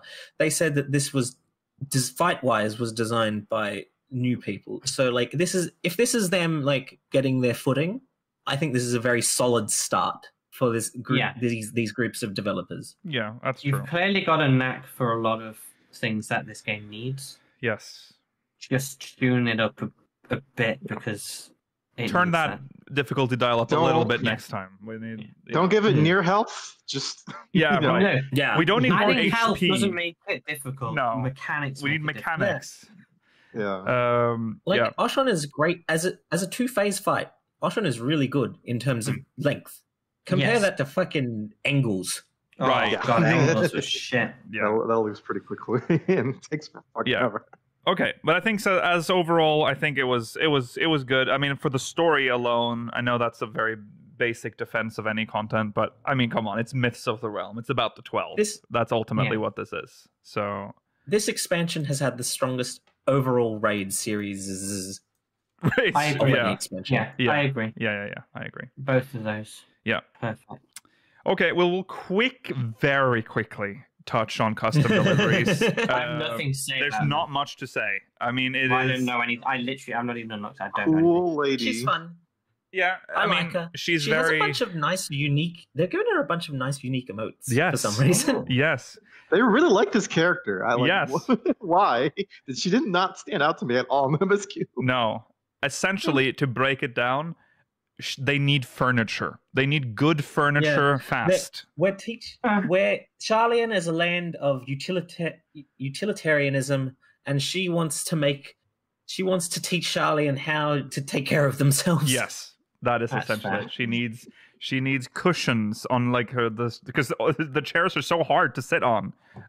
So she needs like cushioned chairs. And she needs toys for their pets. Yes. So that's essentially the core of this storyline, it seems.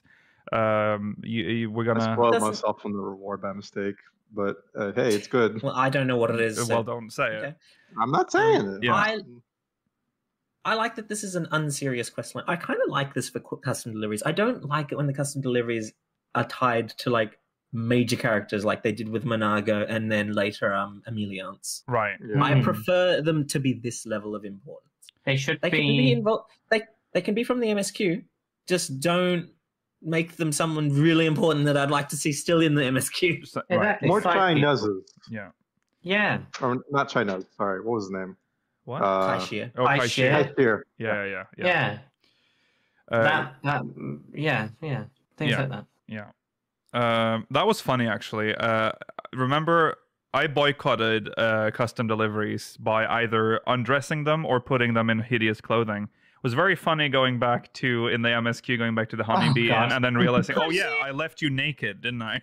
Guy shear. I mean, that's appropriate. Yeah, that's true. That's the one that works. Only one I did was Emiliance. I made sure she was wearing that your thing. eyes, Zero. Oh, she's the one that I don't touch because I respect Emiliance. I don't touch Emiliance either. Never do dress up in this game. It's disgusting. Yeah. If I was going to dress up Emiliance, I would give her the most respectful and nice outfit. High house bustle. No. Yeah. No. Emiliance, it's fashionable to wear lace. I promise. Oh my god. Yeah. Okay. So, anyways, next is Island Sanctuary. I'm assuming we don't have too much to report here, but what's the? I mean, I'm up to rank 18. It's more Island Sanctuary. There's not really anything to say. There's at rank 18, I've upgraded the granaries one more level, and there's a new there's a more exploration. They've added to the cave system. Other than that, I don't know. It's not. As I said, there's not much to say about it. Apparently, once you get to a high enough, the rewards are good. Apparently, once you get to a high enough level, you'll receive capture tools that never fail. Oh, you'll be able to make craft capture tools that don't fail. So you that can would always be nice. get your rares. Yeah. Yes. Oh, that's actually nice. So it's a more one-off of what I wanted. tool, like that. But they're expensive, I guess. I don't know. That's a good idea. I like that. That's a good idea. Yeah. Mm-hmm. Okay. Well, there you go. I need to catch up on Island Sanctuary. I always forget about it now that I've not been there for a while. Yeah, I had so much currency for it. I don't know what to do with it. Just teleport there. You just buy crafters materials, Rollo, and sell it. I have, and I still have so much. Well, at the highest level, Rollo, there are gacha boxes that have random things that you can't get any other way. I love I can stop playing Azure Lane. Yeah. So that's where you can throw all of your island calories. Nice. Are they different gacha boxes to this, like 1.0, yes. 2.0? Oh, more gacha. Nice. Damn. Okay. Well, there you go. I think that's all. I guess it became an XL episode. That's it for the show today, everyone. Thanks for watching. We'll be back next time, same place. Week. Remember to follow. That's the last episode before FanFest. Oh my god! The last one before Rollo and I take on London. That's true. That's true. We'll be back close next week. Same time, same place. Remember to follow on Twitter at SpeakersXIV, twitch.tv/SpeakersXIV, youtube.com/SpeakersXIV. Exclamation Discord in chat if you're watching on demand. Links in the description. Tomorrow is Spooktober again. Yeah. And we'll be playing in silence. So be there or be square. No post show. So that's it for today. We'll see you later. Goodbye. Ciao. Goodbye.